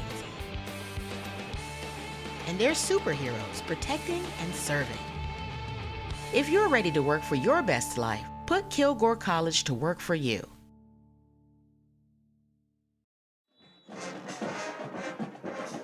Here's the kickoff by Seth Baggett as Tyler's lead is now 31-3. Ball bounces on the ground. It's picked up at the 10-yard line, upwards to the 20, and then taken down at the 22-yard line. The return man for the Kilgore College Rangers, that is Devontae Mosey, coming up off the bottom of the pile with a tackle for Tyler. Jared Hughes playing offense as a wide receiver. He's able to come in and make the tackle there. All right, so with 4:10 to play, Kilgore College is trailing 31-3. That was a 72-yard drive for the Apaches following a fumble recovery by Tyler. And Lonnie Johnson, the tight end, gets a 57-yard touchdown pass from Trey Guetta. Johnson got behind the defender and just ran away from him after making the catch. Guetta with a beautiful pass. Mathis with the extra point kick at 4:16 of the third quarter. Tyler's lead is 31-3, scoring 14 in a row in this third quarter. Jones on first down, looking upfield, sidesteps the defender. Now he has to run. He tucks it away, and he ends up going out of bounds on his own accord at the 38-yard line. So nice job as he was chased out of bounds by Rakeeton Allen, a freshman defensive tackle out of New Iberia, Louisiana. Yeah, big number 88 for the Tyler team got downfield. Defensive tackle, showed good speed. 3:49 left in the third. Apaches up 31-3, second down. 14 unanswered points in the third quarter by Tyler Junior College. They're putting this game away early. Kilgore has a lot to make up, Bob, and time is running thin. Yeah.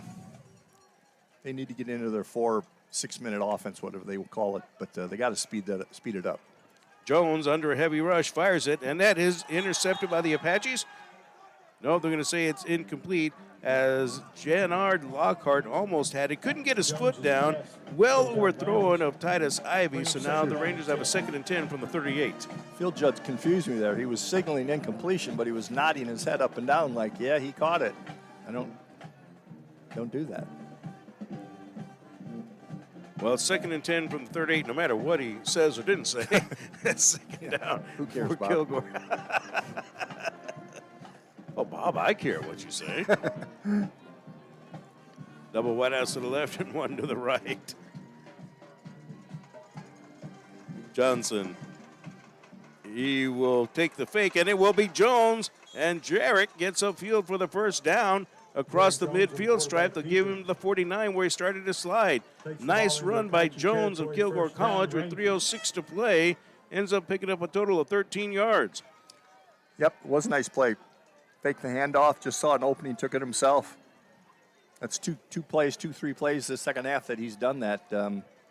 At some point, I'm guessing TJC will put a spy on him, though, and just eyeball him. Well, I was wondering, it's been your most effective play offensively today. You don't want it to be your only offensive play, but certainly it's worked well for the Rangers. Jones has a man over the middle. That's Jared Sample, and he'll get upfield to the 42 of Tyler. That's what the official on the far side of the field says. That's a pickup of 7, 2nd down and 3. And the Rangers have had that open this afternoon. Certainly you get a little bit shy when your receiver gets hit, gets clocked, and fumbles the ball away. Tyler, by the way, ended up scoring off of that turnover. But the Rangers have had that opportunity to move the ball upfield over the middle. Yeah, they just got to stay ahead of the chains now. They're doing this, just no more penalties now. Go backwards. Yeah, penalties have been a problem, Willie, for both of the teams.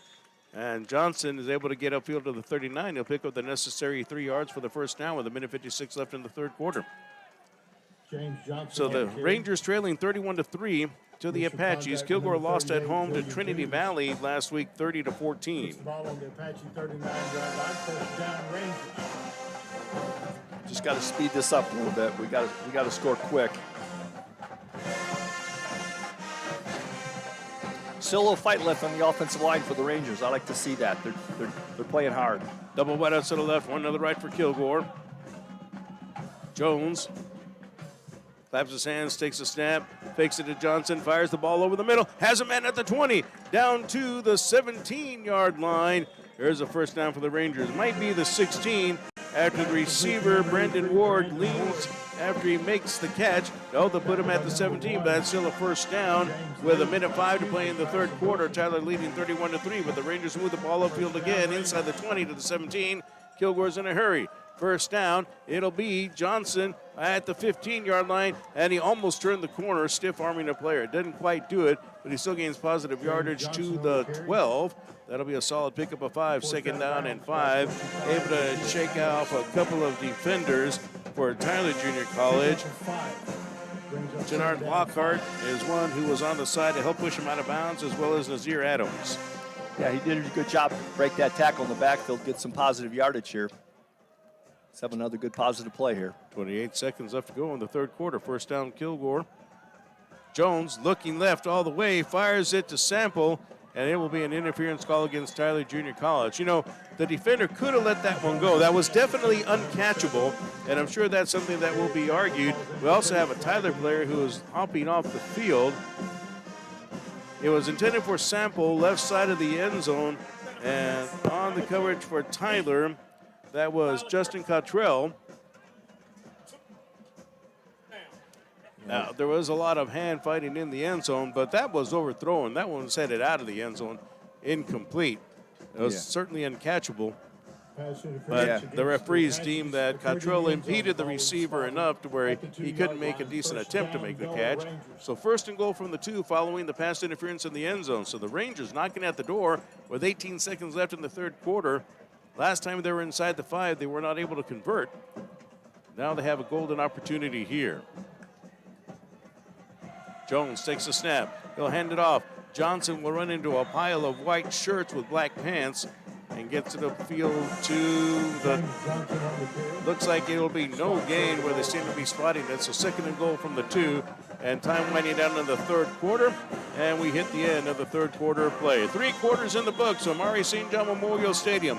Tyler Junior College 31 and Kilgore College 3. We take a 60-second timeout as we head to the fourth quarter on the Kilgore College Sports Network. This is what we've been waiting for. At the dawn of forevermore, we can stand on this ground so. Whether it is in our drive-thru or in our dining room, it'll always be our pleasure at Chick-fil-A to give you the best dining experience possible.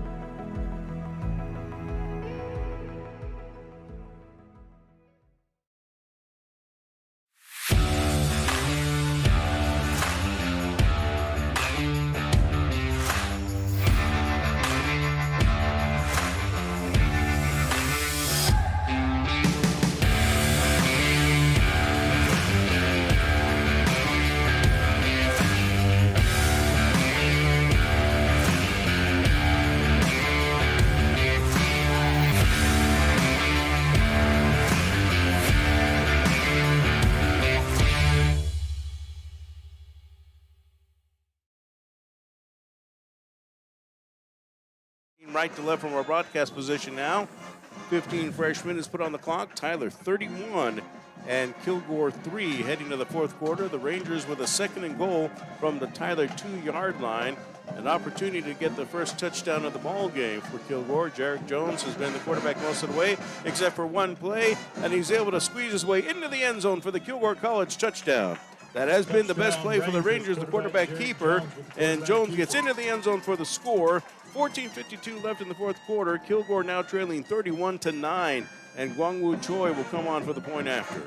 Yeah, you could almost see that play coming. They've stuffed it in the middle of the defense 2 plays in a row, got pushed back.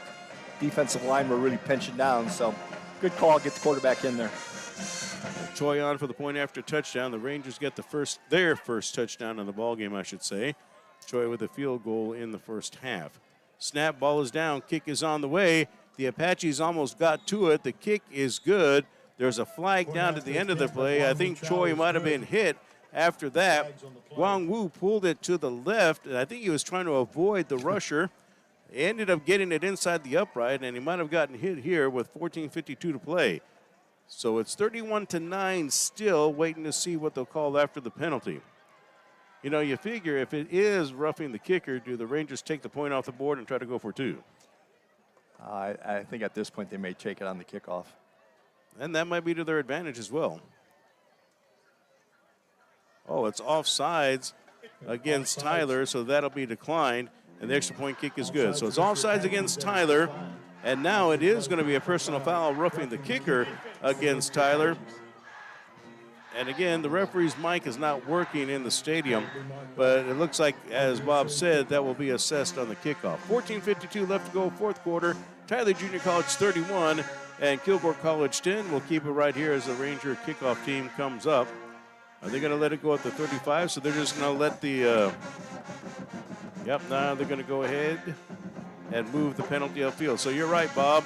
The Rangers will go ahead and take the penalty on the kickoff, and Kilgore will be kicking from the midfield stripe now. So, just for fun, do you just kick it away or try an outside kick? You know, I was just thinking the same thing, Manny. You've not been able to stop the TJC offense very much today, so I don't think they'll do it, but it might be a time to do an onside kick here.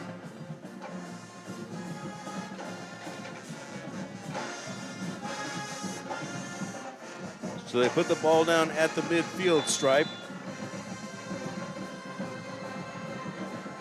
Jones scores on the 2-yard touchdown run at the 14:52 mark of the fourth quarter. Choi with the extra point kick.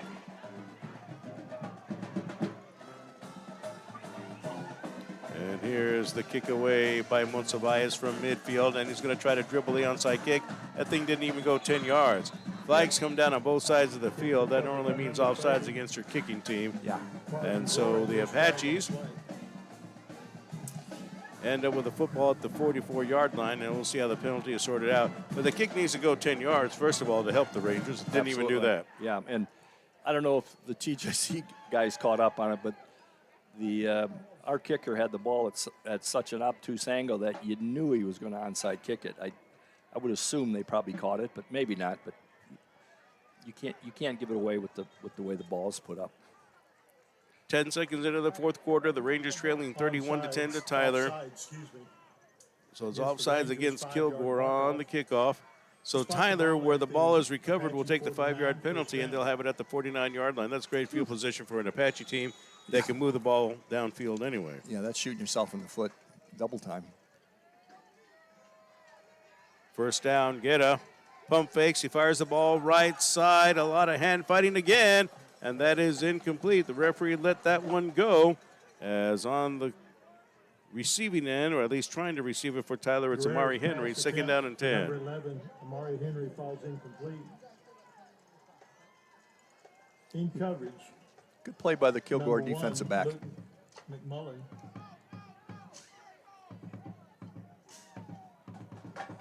So second down and 10 for the Rangers. 14-17 left in the fourth quarter.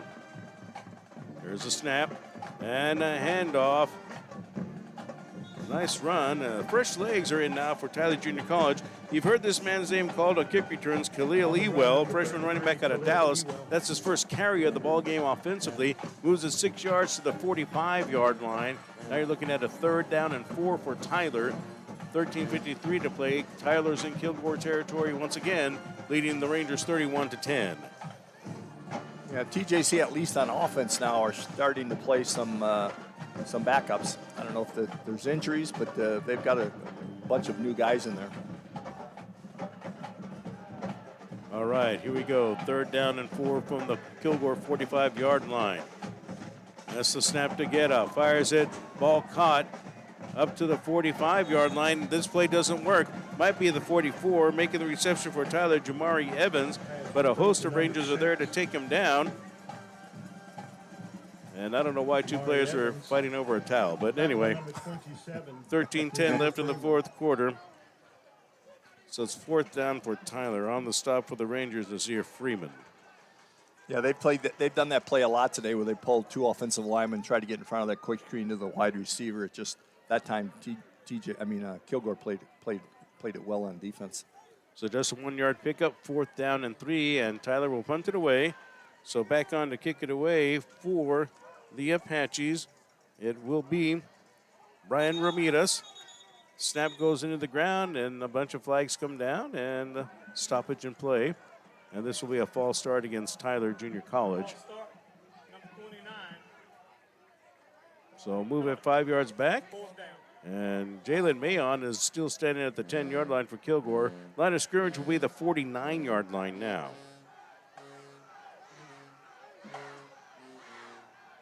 This lineup, you almost look like they're going to do a fake punt every time. There's a snap. Ramirez is going to fire the ball up ahead. As a man wide open at the 35 of Kilgore to the 30. Left sideline to the 20 to the 15-yard line. And out of bounds near the 12-yard line with a big first down for Tyler Junior College. The pass is caught by Jordan Green, a sophomore tight end out of North Richland Hills. Ramirez with a perfect pass upfield. First down for Tyler. They mark the receiver out of bounds at the 13-yard line. That is a pickup of 36 yards. Yeah, I mean, you could see it pre-snap. I mean, I mentioned it. It looks like it could be a fake every time, and I guess they decided it was time to pull the trigger. With that lineup, it's hard to figure out who's eligible because basically the center is almost the end man on the line of scrimmage, and confuse the defense. First down, pass left side into the end zone, and it's tipped away. Nice job by the Kilgore player, J. Taylor Anderson, who knocked it away. Second down and 10 from the Kilgore 13-yard line. Good try. I think JJC is pretty confident in their ability, so they're just they're going to just keep trying to throw it in. Henry was the intended receiver. Second down and 10. Tyler at the Kilgore 12. Handoff, Ewell, and he will get stacked up. Still powers forward. They'll give him 3 yards to the 10 to make it a third down and 7 with 11:40 left in the game. Well, Tanner Jacobson pulling out all the punches against the Rangers with that fake punt. As Tyler team, you're right. I think confidence is a good way to describe it. They play with confidence. They know what they're doing. They know what they like to do and are good at it. And so they just try it. Yeah, they dare you to stop them. And until you show you can, they're just going to keep shoving it down your throat. Ewell one more time into the end zone. Touchdown, Tyler. Touchdown run by Khalil Ewell, his first touchdown of the ball game. That'll be a 10-yard carry by Ewell with 11:07 left in the fourth quarter. It is Tyler 37 and Kilgore 10. So the fake punt gets the ball inside the 15 to the 13, and then Tyler drives it home for the score. Ewell with a run of 10 yards for TJC. Yep, good inside run there. Wasn't a lot of room, but boy, he scored it in the end zone quick. Big offensive line for Tyler pulling it off. Waiting the snap, the ball is down. Ramirez is the holder, and Mathis knocks it through the uprights. The kick is good. 11:07 left to play in the fourth quarter. New score, Tyler Junior College 38, Kilgore College 10. Another flag down at the end of it all. We'll tell you what it is when we come back. We'll take a 60-second timeout. Tyler 37, Kilgore 10. A 60-second timeout on the Kilgore College Sports Network. Whether you're a competitive athlete ready to up your game, or a busy professional trying to get back into the swing of things, or a little pitcher with a big arm. With advanced diagnostic tools and a comprehensive biomechanics lab, Baylor Scott & White Texas Spine & Joint Sports Medicine provides you access to a top-tier facility, a seasoned staff of medical experts, and the trust of over 30 local sports teams. Get your season started right with physician-owned Baylor Scott & White Texas Spine & Joint Hospital. Passing the competition by leaps and bounds. The team of world-class specialists at Christus Orthopedics and Sports Medicine Institute are experts in caring for bones, joints, and muscles. In addition to treatment, they also provide special programs designed to keep you in optimal shape and improve athletic performance. So whether you're a student athlete or a weekend warrior, they'll keep you at the top of your game. Christus Orthopedics and Sports Medicine Institute, taking orthopedic care a step further.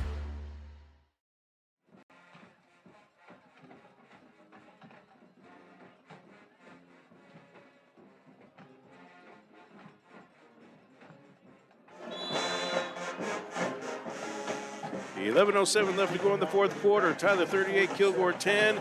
A 13-yard drive for the Apaches, aided by a fake punt. And with 11:07 to play, 17 make it 38-10. Tyler with a lead over Kilgore.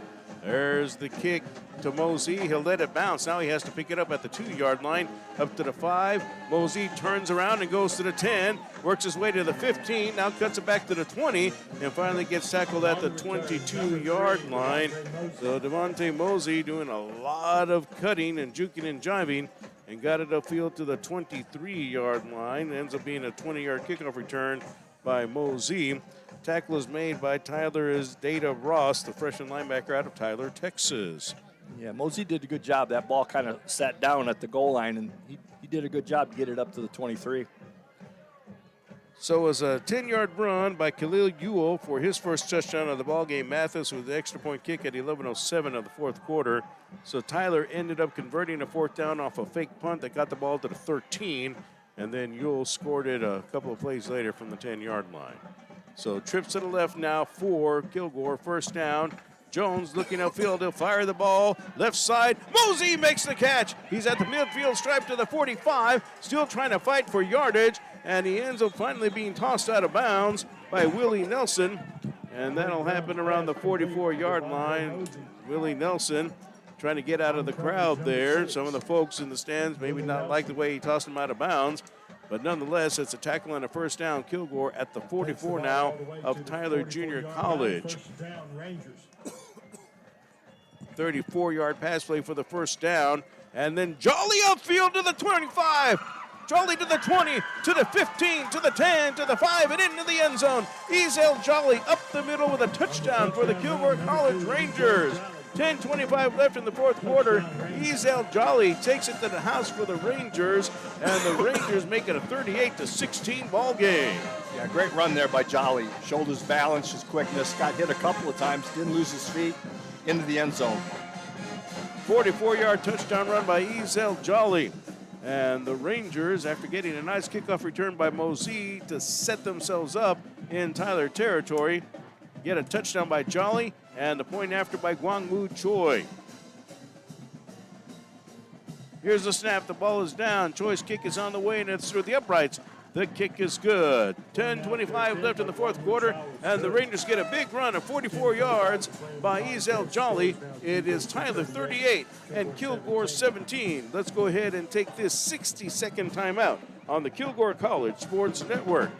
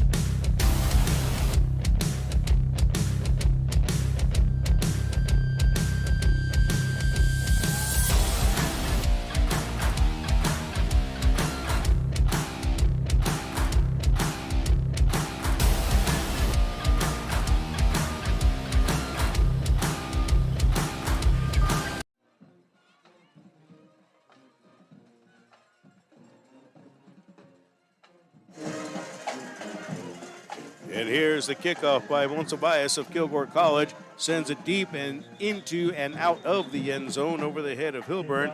touchback, 1st and 10 for Tyler at its own 25. Tyler 38, Kilgore 17, 10:25 left in the fourth quarter. Ezel Jolly scored on a 44-yard touchdown run. It was a 77-yard drive for the Rangers. Big play was a pass to Mosey that got the ball into Tyler territory at the Tyler 44, and then Jolly's run after that. So the Rangers get a couple of plays, good long plays, including the 44-yard touchdown run. And for Jolly, he has to feel good after having a 100-yard rushing game last week against Trinity Valley. Ended up with no yards in the first half due to pluses and minuses on his carries. And it comes up with a big 44-yard run here in the fourth quarter. Rangers trail by 21 points with 10:25 to play. So first down, Tyler.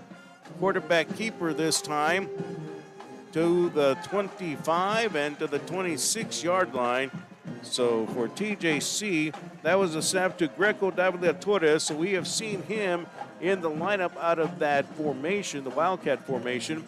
He'll gain a yard to the 26 to make it a second down and 9, and he's going to stay in the ball game. So Tyler might be sending a message, we're just going to run the ball now. You've still got 21 points to get caught up. Yeah, they brought him in, but they've also brought in a couple of their starters. Hilburn's back in the game. Their big left tackle's back in the game. So I think maybe the coach got a hold of his starters and said, get your butt back in there and let's put this thing away. So Mosey with a 33-yard reception set up the 44-yard run by Jolly.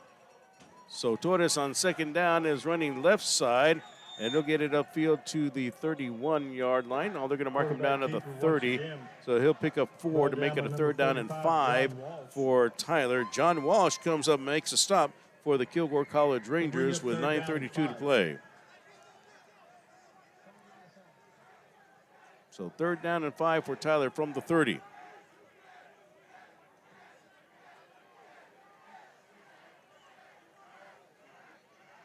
Yeah, with 2 wide receivers out to the right. Hilburn is one of them. He's in the slot.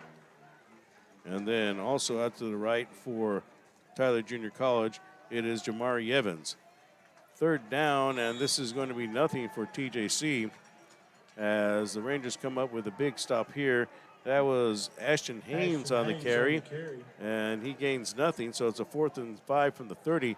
And Tyler will kick it away with 8:53 to play. Again, Tyler is winning this game by 21 points. But either they're just trying to run a little bit of time on the clock, which they are. The problem is it was just a little bit of time. Yeah, that was a funny drive. It was almost like we got a minute left in the game. We're just going to run it up 3 times, take the time off clock. But it looks like they didn't even care if they got a first down. So Ramirez on, kicking from the 30-yard line. That's the line of scrimmage anyway. Fair catch made by Jalen Mayon at the Kilgore 36. So the Rangers will start 64 yards away, down by 21 points. 8:21 left in the fourth quarter. Ends up being a punt of 34 yards by Ramirez. And so Kilgore now with an opportunity to cut into this lead any further.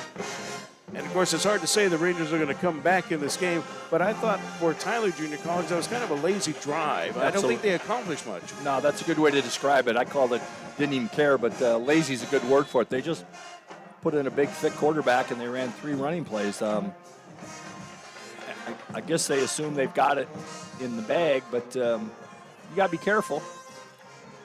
All right, so let's see if the Rangers can take advantage. First down. Jones upfield is going to throw a pass. It's Johnson at the 35, and he'll get upfield to the 38-yard line. So just a 2-yard pickup by Johnson. A host of Apaches were over there to help make the stop on Johnson. One of them for Tyler was T.J. Williams. He's been in on some plays today, the sophomore linebacker out of Houston. So 2-yard gain to the 38, second down and 8 for the Rangers with 7:57 to play, trailing 38-17. Yeah, good call there, man. Their defensive backs aren't afraid to come flying up, which sometimes lends itself to getting a receiver behind you, though. So trips to the left now, second down. Jones fumbles the snap, picks it up. Now he's going to roll to his left, pump fakes, flag is down, and Jones will come forward to the 42-yard line. And this is in the area of holding. One of the Rangers with his arms outstretched saying, "What, me?" with 7:34 to play. So Jones on the carry got to the 42, so he picks up a total of 4 on the play. Flag is picked up, and it's going to be holding against the Rangers. So the Rangers with a holding call. That moves them back. Again, there were 18 penalties in the first quarter. That was shared by both of the teams. And it's just been a lot of flags today. Neither team has showed I would say, like a ton of discipline as far as penalties are concerned. Tyler's just been able to put points on the scoreboard where the Rangers have not. Again, the Rangers were able to create turnovers in the first half, Bob. Couldn't take advantage of anything. The play was set for them and just didn't go for the Rangers. Yeah, they missed a number of opportunities in the first half to get this game closer. Jones upfield, fires the ball left side, and it will be picked off. Lockhart picks it off at the 48. He's up to the Kilgore 40, down to the 35-yard line, and then there's 3 flags in at the end of the play with 6:58 to go. Referees came in quickly after that. So Jannard Lockhart comes up with the interception. That pass was too short. Picked off by Lockhart. He got it at the 48 and returned it into Kilgore territory with 6:58 to go. Yeah, Lockhart, the defensive back for the TJC team, he was responsible for the receiver closer to the line of scrimmage, and when he saw the quarterback looking up, he just dropped off into the passing lane, made a nice play. You know, you always hear the announcers throw the ball into the soft spot between the corner and the safety, and that's what he tried to do, but the corner just dropped off and made the interception. And I don't know what happened after the end of the game, or at the end of that play. There's 3 or 4 flags on the field. The way they're marking things right now, it's like a 14-yard return, but we'll see after the penalty flags where the ball is really going to be with 6:58 to play. I think they're standing where actually the first flag fell. Lockhart got further up the field, but referees are having a discussion. All of them, but 2 are there. They're standing at the 40-yard line near the hash closest to the press box. And now we'll see where this is going to end up. Yeah. We hope we get it. After the play, Unsportsmanlike conduct. It'll be on the Kilgore Rangers. So the return went to the 39-yard line, which was a 13-yard return by Lockhart. And then after that, the penalty advanced to the 24. So the Apaches are at the Ranger 24 with 6:58 left in the fourth quarter. And again, a penalty by the Rangers gives the Apaches some life. Not that they need it. They're up 38-17. Yeah. You just can't do it. All right, 2 wideouts to the left, 1 to the right. First down for Tyler. So again, for the Apaches, Greco Lavila Torres in. Nice. He'll take the snap and hand it off this time. Lee trying to turn the corner. Flag is down. Lee finally gets out of the grasp of a Ranger and turns the corner. He'll gain yardage to the 18-yard line with 6:49 to play. Another flag. And that'll be a second down. Ends up being a pick of a 6 on the play. Second down and 4, but we'll see what the penalty is. It's holding. offense. 10-yard penalty. I'm guessing this officiating crew must be fairly close to living in Kilgore because they must have nothing to do after this game, so they're just they'll take their time. You know, trying to decipher who is who on some of these rosters. There's also another number 10 on another Tyler roster, which is Luke Ulrich, a 5'10 freshman out of Colleyville. And that can certainly be the quarterback in the Wildcat formation. Greco Davila Torres is listed as a defensive tackle. Pass left side, the ball is caught. And upfield to the 30, down to the 25, and finding his way to the ball is taken away by a Ranger at the 20, up to the 40-yard line, to midfield and the 40, down to the 30, weaving back to the 20. A flag is down and taken out of bounds at the 13-yard line of Tyler Junior College. It is Kilgore's Braden West who came up with a loose ball at the 20-yard line after a reception for TJC. And so the Rangers get the ball back, the flags down on the field, and now there's more flags down on the field as some players are getting tangled up. Corey Thompson of the Rangers going at it with another Apache. And the one Apache who was getting tangled up with Corey Thompson actually is limping off the field. He was holding his right hamstring, and that was James Lee. But wow, just a lot of action going on, and some of it not football with 6:09 to play. So Tyler's leading 38-17. The Rangers end up with a fumble pickup by Braden West. You know, Braden West has had a good ball game today for Kilgore. I think in that case, they just got the receiver stood up, and he just ripped it out of his arms. You know, West with a couple of interceptions in the ball game. And then also he comes up with this, just ripped the ball out of the receiver's arms, as you said. Ball ends up at the 15-yard line. Now we'll see what the penalty flags are. I think one of them might be going against Kilgore for blocking the back on the return. But the other ones after that were because of a tussle at the end of the play. And so we'll see how all this mess gets sorted out. Again, the referee's mic is not working well at R.E. St. John Memorial Stadium, so Bob Brewer is going to try to read lips here. Fouls on the play. Block in the back on us, Block in the Rangers. back against Kilgore. After the play, unsportsmanlike conduct. Unsportsmanlike conduct on. I think they're trying to sort out, is it against one or more players? It goes against Tyler and against Kilgore, so sportsmanlike conducts will offset. Unsportsmanlike conduct penalties offset each other. And so the block in the back will go against the Rangers, we're assuming here with 6:09 to play. We just can't get through a play without an unsportsmanlike conduct or something.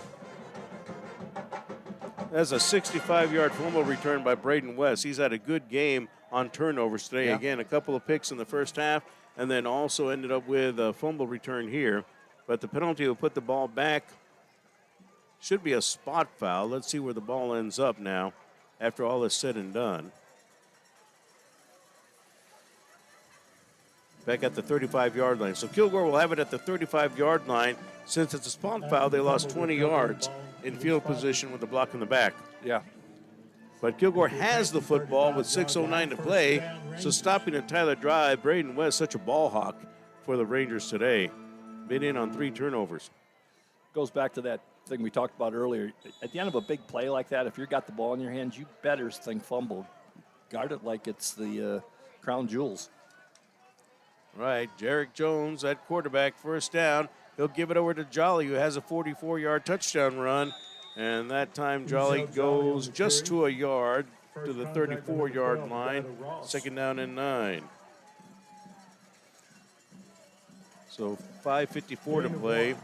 Time winding down on the Rangers, but I'm sure they'd like to cash in on this opportunity here.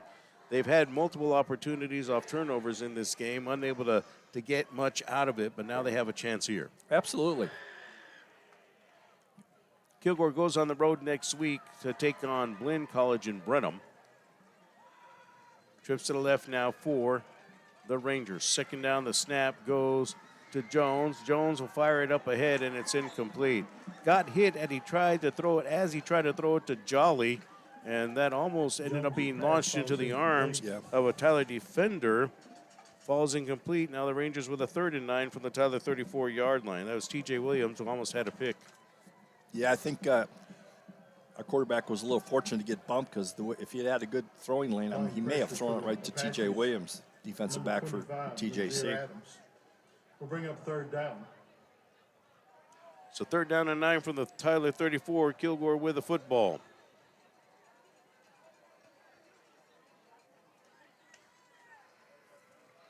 Waiting the snap. There it is to Jones. Rolling to his left. Jones lines it up, fires it, and it is incomplete. Jared Sample was about to catch the pass. He got crushed from behind by Tyler's Tyson Wilson. That guy's been a monster today on defense for Tyler. Flag is down. Nothing new with 5:14 to go. Yeah, they're going to call the TJC guy for taunting. And far be it for me to start casting aspersions towards the Stripes, but there's one.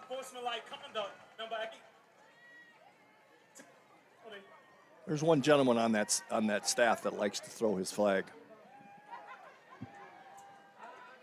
Because I just happened to be looking at that exact exchange, and that didn't warrant a flag. So the ball ends up going down to the 19-yard line. That'll end up giving the Rangers a first down with 5:14 to go. Rangers the beneficiary of that flag. Yep. And really, not one team has had an advantage over the other as far as penalty flags are concerned. No. They're not throwing flags against one particular team. It's just been the whole game. Absolutely not. No, that's not what I'm saying. He's been able to throw his flags both sides. Just Equal opportunity? yeah, exactly. And I'm sure he's just trying to keep control because this game could get out of hand quickly. Jones will fire this one to Jolly on the wheel route, and Jolly had to dive for it, incomplete. You know, Jolly was unable to get around the Tyler defender. Give credit to Nazir Adams for messing up that route. That wheel route, the wheel took a little bit long to get there. Yeah, and the wheel came off. If you notice, the referees both threw their hats, so that signifies that he stepped out of bounds and can't be the first guy to touch the ball coming back in. So if he'd have caught it, it still would have been brought back. And again, that's credit to Nazir Adams, who was able to go ahead and make that happen. Absolutely. Like we've said multiple times today, the sideline's your friend. A second down for Kilgore at the Tyler 19 with 5:08 to play. Tyler leading 38-17. Snap goes to Jones. He'll fire the ball over the middle of the field. Touchdown, Kilgore College. A flag is down, and Kilgore's tight end comes up with a diving catch. Chris Bowman Jr., the redshirt sophomore out of Jefferson. Now let's see what the flag is, or is it coming back? We'll have to figure it all out with 5:01 to play. Again, from our equal opportunity referee, linesman. He saw something. Ineligible receiver downfield. Ineligible receiver It's coming back. against the Rangers. Well, the Rangers had an opportunity. Tight end got a touchdown taken away from him. I hate that ref even more now. And I don't mean that. I don't hate him. He's doing his job. Well, you know, for the Rangers, it's just, you know, bad mistakes at bad times, Yeah, right? And yeah. not able to take advantage of Tyler mistakes when they've had the opportunity. Yes, yes. All right, so the ball at the 24-yard line following the penalty. Second down and 15 for the Rangers now with 5:01 to play. And that's not a subjective penalty. You know, he can be downfield 2 yards, and he must have been down farther than that, so that was a good call. It's just, it's frustrating when you work so hard to get a touchdown called back. Jones to his left, fires it into the ground. Nobody was there. One of the Kilgore wide receivers had his hands outstretched. That's Brandon Ward. He was kind of hoping that Jones would have thrown it his way because he was wide open coming across. Yeah, he was trying to get to that area, but quarterback just didn't have any time. All right, so now you have a third down and 15 for Kilgore at the Tyler 24. 4:56 left in the fourth quarter.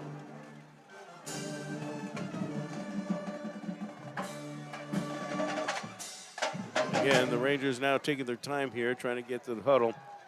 There's 7 on the play clock. Not a lot of urgency with 4:56 to play.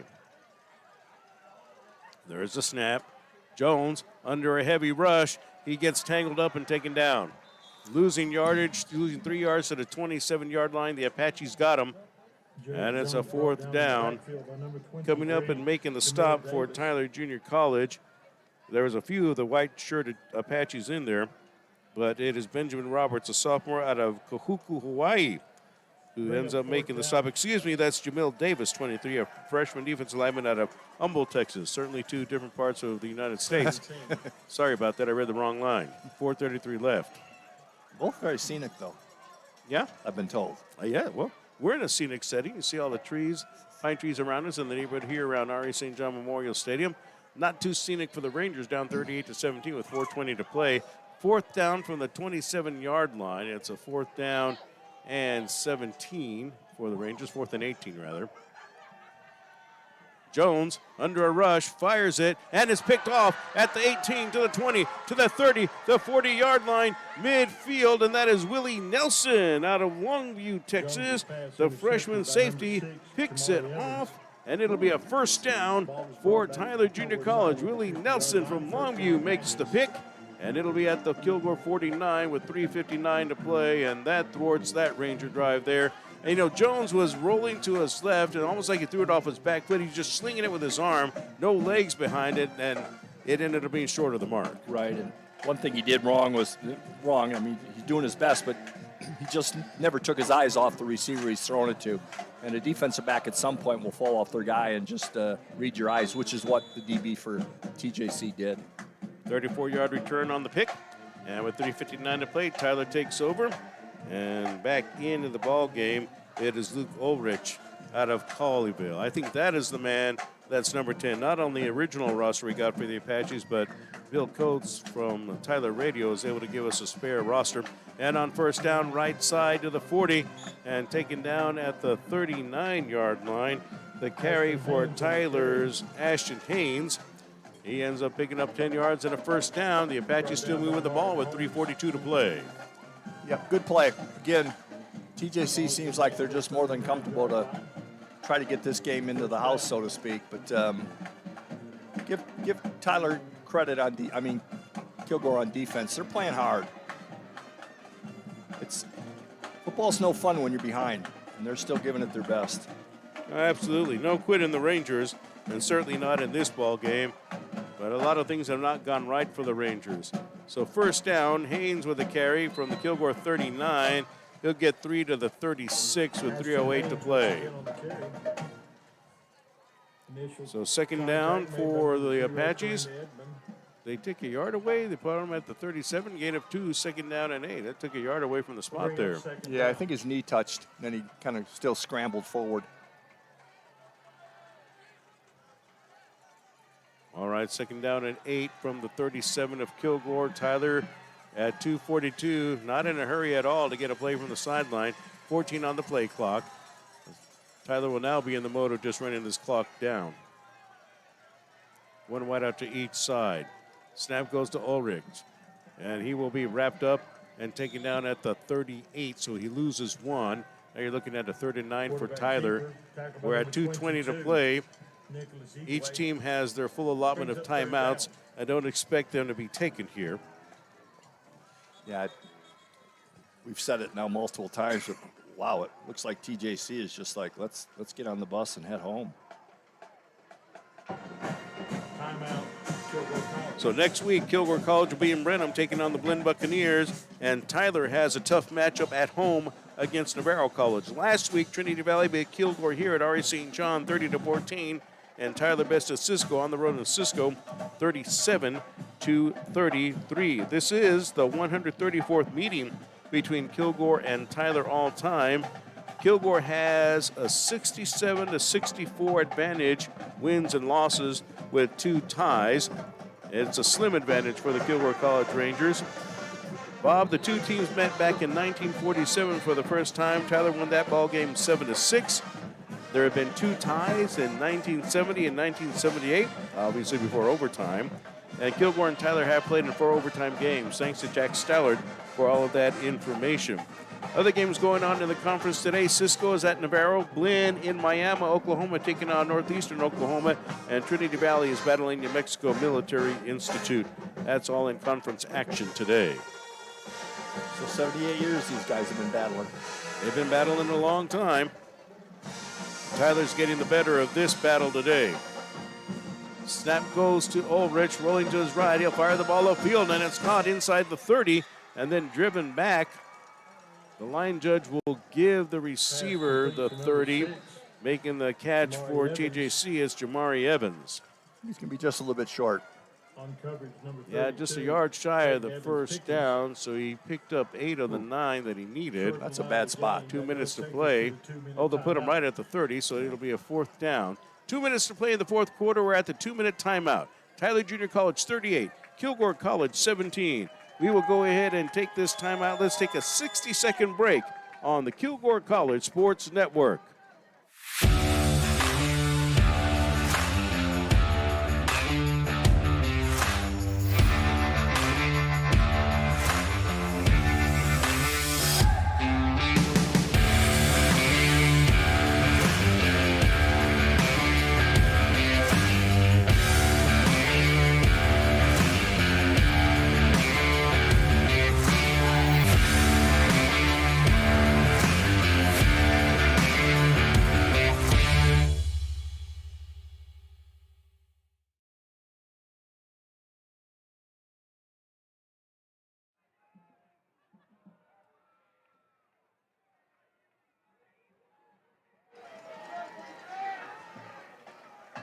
All right, back to action at RE St. John Memorial Stadium. 2 minutes left in the fourth quarter.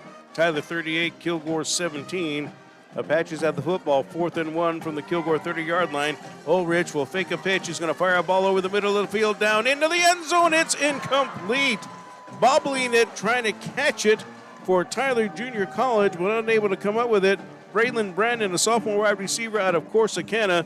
The Rangers come up with some good defense to be able to stop the scoring opportunity for Tyler Junior College. Good job on defense for the Rangers, catching the number of that man playing defense. It was Peyton Evans-Pickens. He's a redshirt freshman out of Porter, Texas.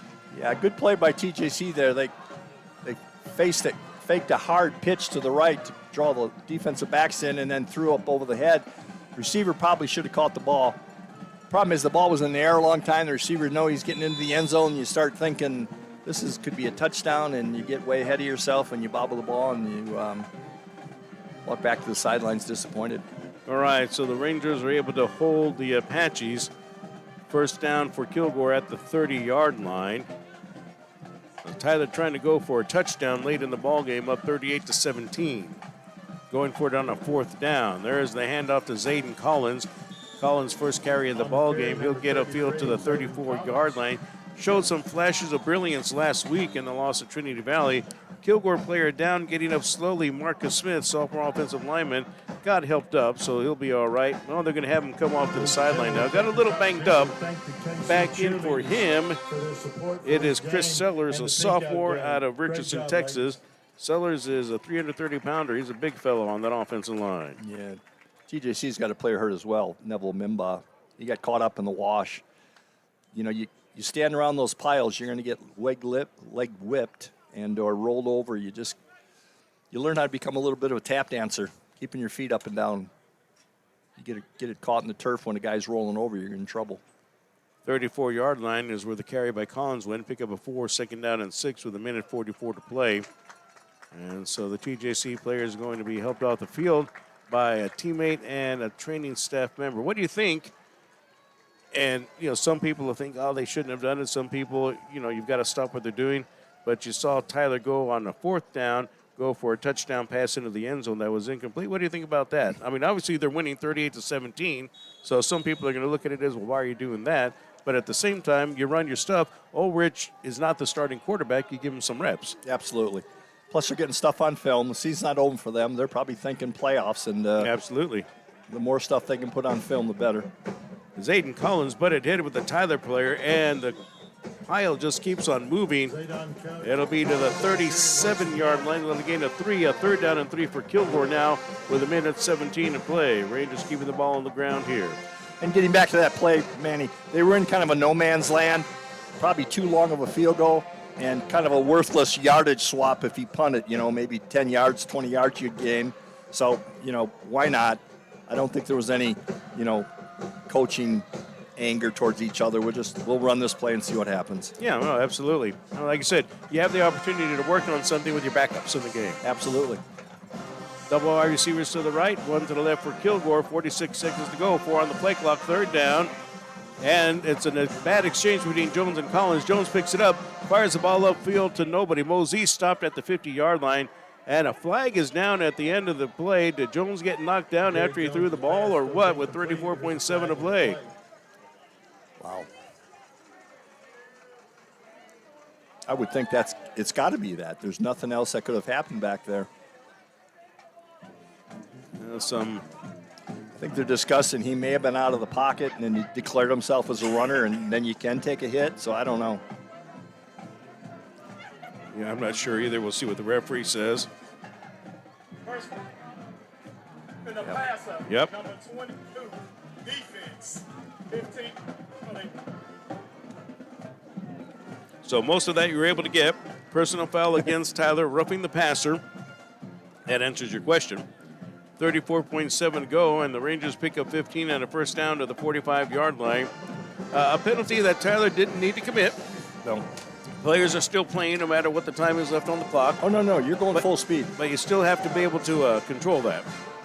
Yeah, which has been an issue for both teams today. 34.7 to go. The penalty moves the ball upfield to the 48 of TJC. with 34.7 to go. So first down for the Rangers at the Tyler 48. Double wideouts to the right, one to the left. Snap goes to Jones. He'll give it to Collins, and he gets tripped up. Oh, that's a great play defensively for Tyler Junior College. Man, getting in there and making the stop. Benjamin Roberts out of Hawaii. He just was able to get a hand in there and trip up Collins. 21 seconds to play. Second down for Kilgore. That's a loss of 3 to the 49 of Kilgore. Second down and 13. I mean, Tyler's guys just know how to make plays. I mean, you can see that. Their hands are moving, their feet are moving. They're just active the whole time, even if they're on the ground. Yeah. And watching Tyler on both sides of the ball, I mean, they've obviously studied some film because they're moving fast going to the ball. They know where the ball's going a little bit. And Kilgore does not move fast enough. They cannot get the last play of the game off, and that is the end of the ball game. Our final score from R.A. St. John Memorial Stadium in Kilgore, Texas, the Tyler Junior College Apaches 38 and the Kilgore College Rangers 17. We will take this break as we head to our Ranger football postgame show presented to you by the Pack Porch Restaurant in Kilgore. We'll take a look at our final scoring summary for today's game, look ahead to the schedule for next week as the Rangers will go on the road to take on the Blinn College Buccaneers. That and more coming up on our Ranger football postgame show. Final score from Kilgore, 38-17. The Rangers with a victory over, the Tyler Junior College Apaches, with a victory over the Kilgore College Rangers. We take this timeout. Let's take a 2-minute timeout, a 2-minute break as we head to our Back Porch postgame show on the Kilgore College Sports Network.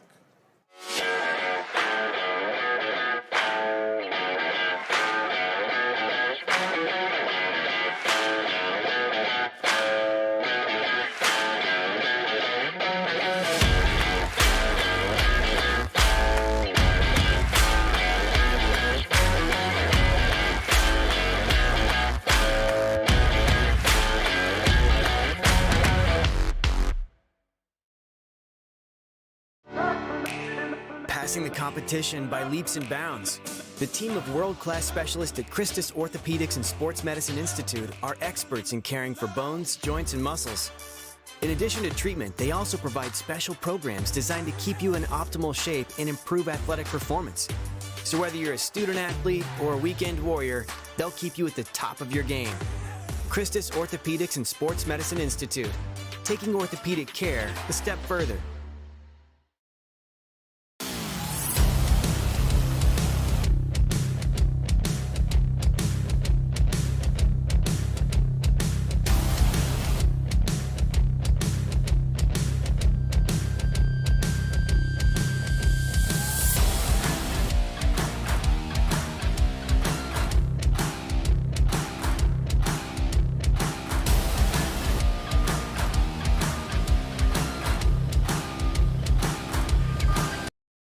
All across East Texas and around the world, former Kilgore College students are working hard for their best life. They're building a brighter future. They're moving in the right direction. They're in powerful positions. And they're superheroes protecting and serving. If you're ready to work for your best life, put Kilgore College to work for you.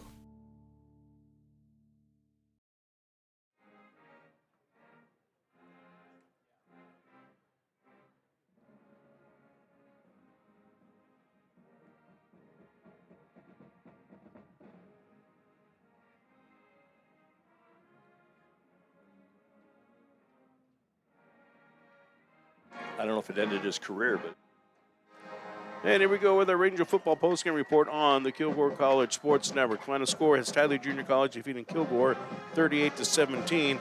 Tyler moves to a record of 8-0 overall and 5-0 in Southwest Junior College Football Conference play. The Apaches on the road to winning the regular season championship. Kilgore College at 2-5 overall and 0-5 in conference play. The Rangers knocking themselves or being knocked out of the Southwest Junior College Football Conference playoffs. So other games going on this last Saturday in October in the Southwest Junior College Football Conference has Blinn College of Northeastern Oklahoma, Cisco College taking on Navarro and Corsicana, and Trinity Valley is on the road to Roswell to battle New Mexico Military Institute. We'll try to get scores from those games before we separate from the broadcast today. Next week in conference action, Northeastern Oklahoma will play Trinity Valley in Athens at 1 o'clock. Navarro takes on Tyler. That'll be a big battle at 1 o'clock at Rose Stadium in Tyler. At 3 o'clock, the Kilgore College Rangers making the trip to Brenham to take on the Blinn College Buccaneers. That's all coming up next week in Southwest Junior College Football Conference action. Well, we talked about how good the Apaches are. The Apaches have improved their record now to 8-0 overall. And in conference, I mentioned 5-0. I was wrong. They're now 6-0 in conference play in first place. Trinity Valley is at 4-1 in the league, 6-1 overall. Navarro at 3-1 in conference, 3-2 overall. Cisco at 2-3 in the league and 3-3 overall. Tied with New Mexico Military Institute for fourth place at 2-3. NMMI is, and at 3-4 overall. Blinn College is in sixth at 1-3 and 3-3 overall. NEO is tied for sixth with a 1-3 record and 1-5 overall. And then Kilgore College bringing up the rear, unfortunately, 0-5 for the Rangers and 2-5 in, well, actually 0-5 in conference play, and 2-5 overall. And people are not used to seeing the Rangers at the bottom of the standings, Bob. Yeah. And the Rangers, that's where they're at 0-5 with 2 games to play. They can still pull off a couple of victories to close out the season, which would be great for them heading into momentum to spring ball next year. But certainly, I think with the Rangers as well, as you look at it, as junior college football players, and I know I was talking to Coach Russell Thompson earlier this week about it, they're trying to instill into the players that you're also playing to be on tape because you're playing for scholarships. You're playing to be noticed by other colleges, by four-year schools, to continue your education, to continue your football career, no matter at what divisional level it is beyond junior college. And it's an opportunity for you to make your name known, to get that scholarship, to have your education paid for. And I think that you try to instill that into these guys to give their best no matter what the circumstances are. You're 0-5 now. You're not going to go to the playoffs. And so what can you do to get your best out of your players for the rest of the season? And Coach Gooden trying to coach them up over there next to the sideline after the ball game. But the Rangers have some talent. We talked about Braden West, for example, today for Kilgore College on defense. West with interceptions today, had a big fumble return as well. And it's just players like that their motor's still going no matter what the circumstances are. And trying to instill that to the rest of the team that you guys are still playing for your future. You don't want your future to end here. Absolutely, Manny. And you made a great point. I think we talked about it in one of the previous broadcasts we did, that the camera is always running. And then whatever level you're playing at, it's there for a purpose. Like you said, at this purpose here, you want to put your best foot forward. And trust me, coaches look at times that aren't going positive for you. They look to see how you react. Do you get down on yourself, or do you get down on your teammates, or do you play hard and make good plays? Like you said, in this case, they're playing for a scholarship to a bigger four-year school and then hopefully get an opportunity after that. We used to joke all the time when we were in games, when I was playing on Sunday, that we're getting beat, guys, and there's 2.5 minutes left, and we're not going to win this thing. But that end zone camera's on, and we're going to watch this film tomorrow in the dark with the coaching staff. So go hard, do your best. In our case, we weren't playing for a scholarship, but we were probably playing to make our mortgage payment. So, yeah, you just can't stop. You know, you put things on tape, and somebody's going to see it, and that's how you get your next shot.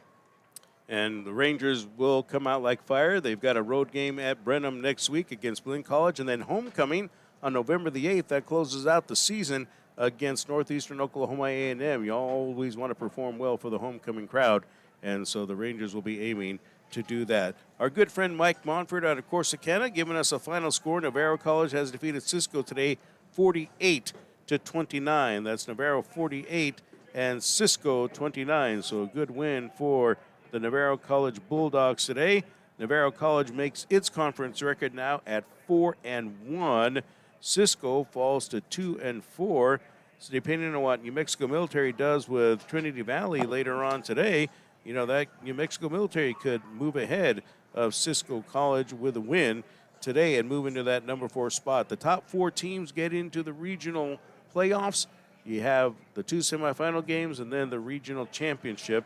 And teams that are ranked in the top, if you get into the top 4 in the country, you go into the national playoffs, national semifinals.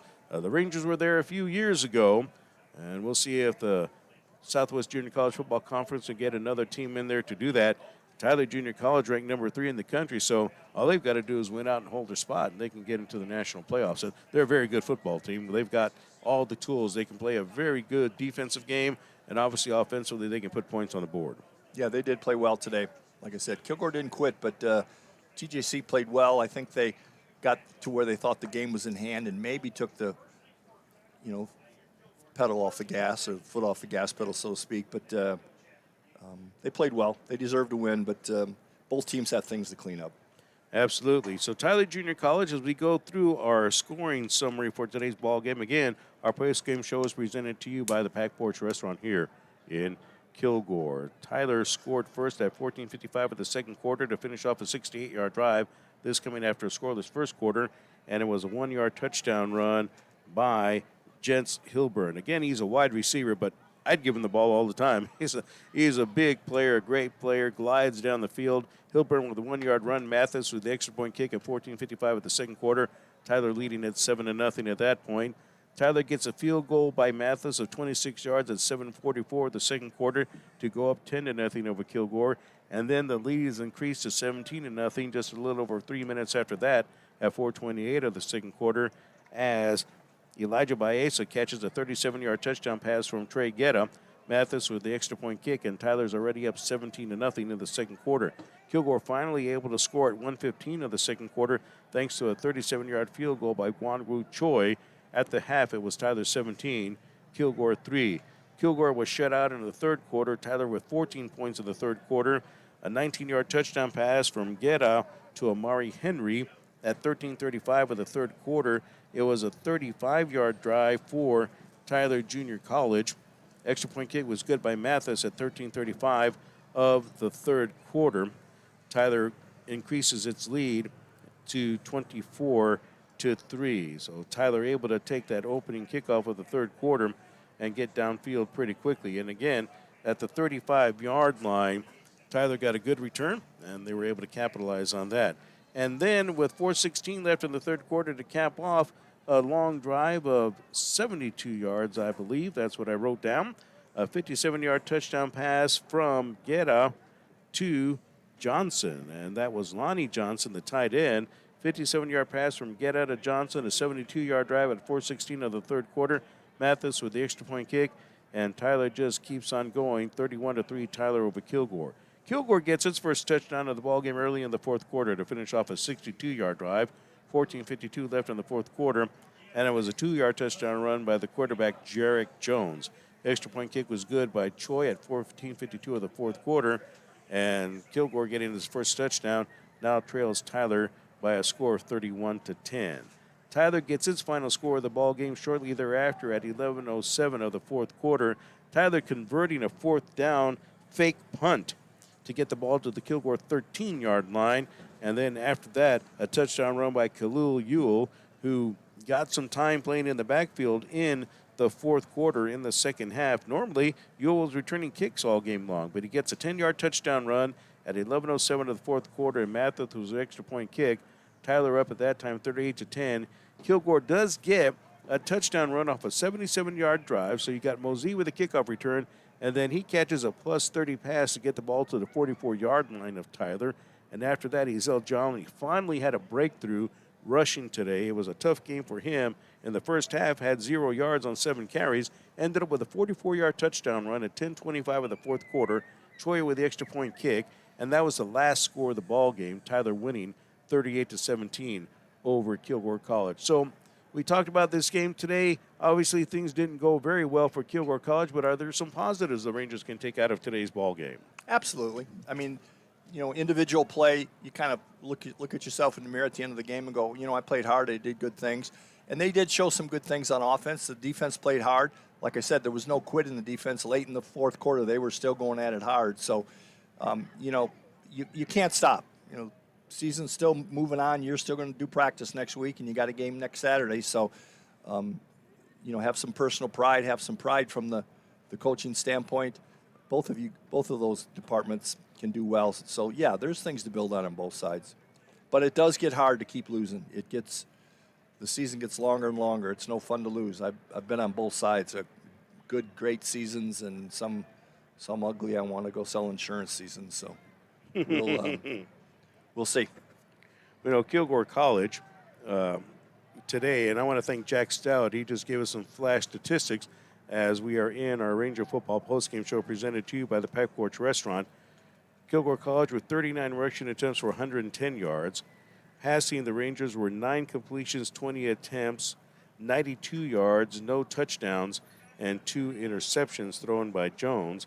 A total of 202 yards offensively for the Kilgore College Rangers. Yeah, those statistics aren't going to win you many games. Listen to this. For the Rangers, 18 penalties for 163 yards. Wow. He's El Jolly with 11 carries for 54 yards and 1 touchdown. Of course, that 44-yard touchdown, the bulk of his yardage today. And Jarek Jones had 13 carries for 50 yards and 1 touchdown. So the Rangers' strength was the running game today. Kilgore College not able to run enough, losing 38-17. For TJC, 31 rushes for 99 yards. Passing yards, 337 yards, 24-41 today passing for Tyler Junior College, a total of 436 yards offensively for the Apaches. You thought the 18 penalties for the Rangers was bad? Tyler was flagged 19 times for 195 yards. That is 37 penalties. 18 of them came in the first quarter, Bob. Yeah, and 19 in the second quarter. First quarter, yeah. 19 in the last 3 quarters. Wow. Total is 37 penalties. Trey Guetta, the quarterback for TJC, 21 of 37, 21 completions, 37 attempts, 317 yards and 3 touchdowns. Also had 3 interceptions. Jamari Evans with 6 receptions for 30 yards. Lonnie Johnson, 3 receptions for 115 yards and 1 touchdown. That's your tight end playing it well for Tyler Junior College today. Thanks again to Jack Stallard of the Longview News Journal. He's a Kilgore College Athletic Hall of Famer as a contributor. Thanks for giving us those stats, Jack. We certainly appreciate it. His wife, Rachel, texted them to us, so thanks to her as well for being the communicator of the family there. So the Rangers gave up a lot of yardage today, gave up a lot of points, losing 38-17, gave up 30 to Trinity Valley last week, losing 30-14. So obviously the defense needed to certainly shore it up, but Braden West for Kilgore, got to give that young man credit. Had a couple of picks today, also ended up with a big fumble return for Kilgore College, stripped by him, and then he was able to get the football upfield. You have to love the way that young man plays, even in adversity. Keeps his motor going all the time. Very much so. And like we talked about, it gets on film, and people are going to notice that. One thing about the defense, though, that they've given up some points, but it's a team game, and when the offense doesn't keep the ball very long and gets the defense back and forth on the field, statistically, you just can't keep your defense on the field for 70, 80 plays a game. They get tired, get worn out, and things. That's when you usually break the big play, the big run, or the big pass. So I know they've given up a lot of yards, but they certainly don't have to take it all upon themselves. The offense may have to give them a little help as well. Well, certainly a good win for the Apaches today, a team that is well deserving of its number 3 ranking, a team that is playing well right now. They're the best in the conference now, as the Apaches improve their record to 6-0 in the conference, 8-0 overall. Number 3 in the country, and they're on a roll representing the Southwest Junior College Football Conference. For the Rangers on the opposite end of the spectrum now at 0-5 in the league and 2-5 overall, a place Kilgore is not being used to, or not used to being in, and that hasn't happened for quite some time. So the Rangers will need to find some way to turn their fortunes around for the last 2 games of the season. I do want to thank our cameraman and engineer for today, John Hester. Thank you so much for helping us for this broadcast today. We appreciate all of your help. Also, I do want to, of course, thank Jack Stallard for his statistics during the course of the ball game today. Thanks to our color commentator, again, Bob Brewer. I would say the world-famous Bob Brewer, but Bob is a pretty humble guy. Thank you so much for that. It'd be a small world if I'm famous. Bob, thanks for your expertise. We always appreciate you, Bob. Also, thanks for your humor as well. We appreciate that, too. Certainly a lot of humor needed for Kilgore College fans today as the Rangers fall to the Tyler Junior College Apaches 38-17. Most of all, I want to thank you, those of you who are watching and listening today. Thank you so much for joining us for our broadcast on the Kilgore College Sports Network. Once again, our final score in today's ball game, the Tyler Junior College Apaches 38, and the Kilgore College Rangers 17. For all of us at the Kilgore College Sports Network, this is Manny Almanza saying so long from our St. John Memorial Stadium.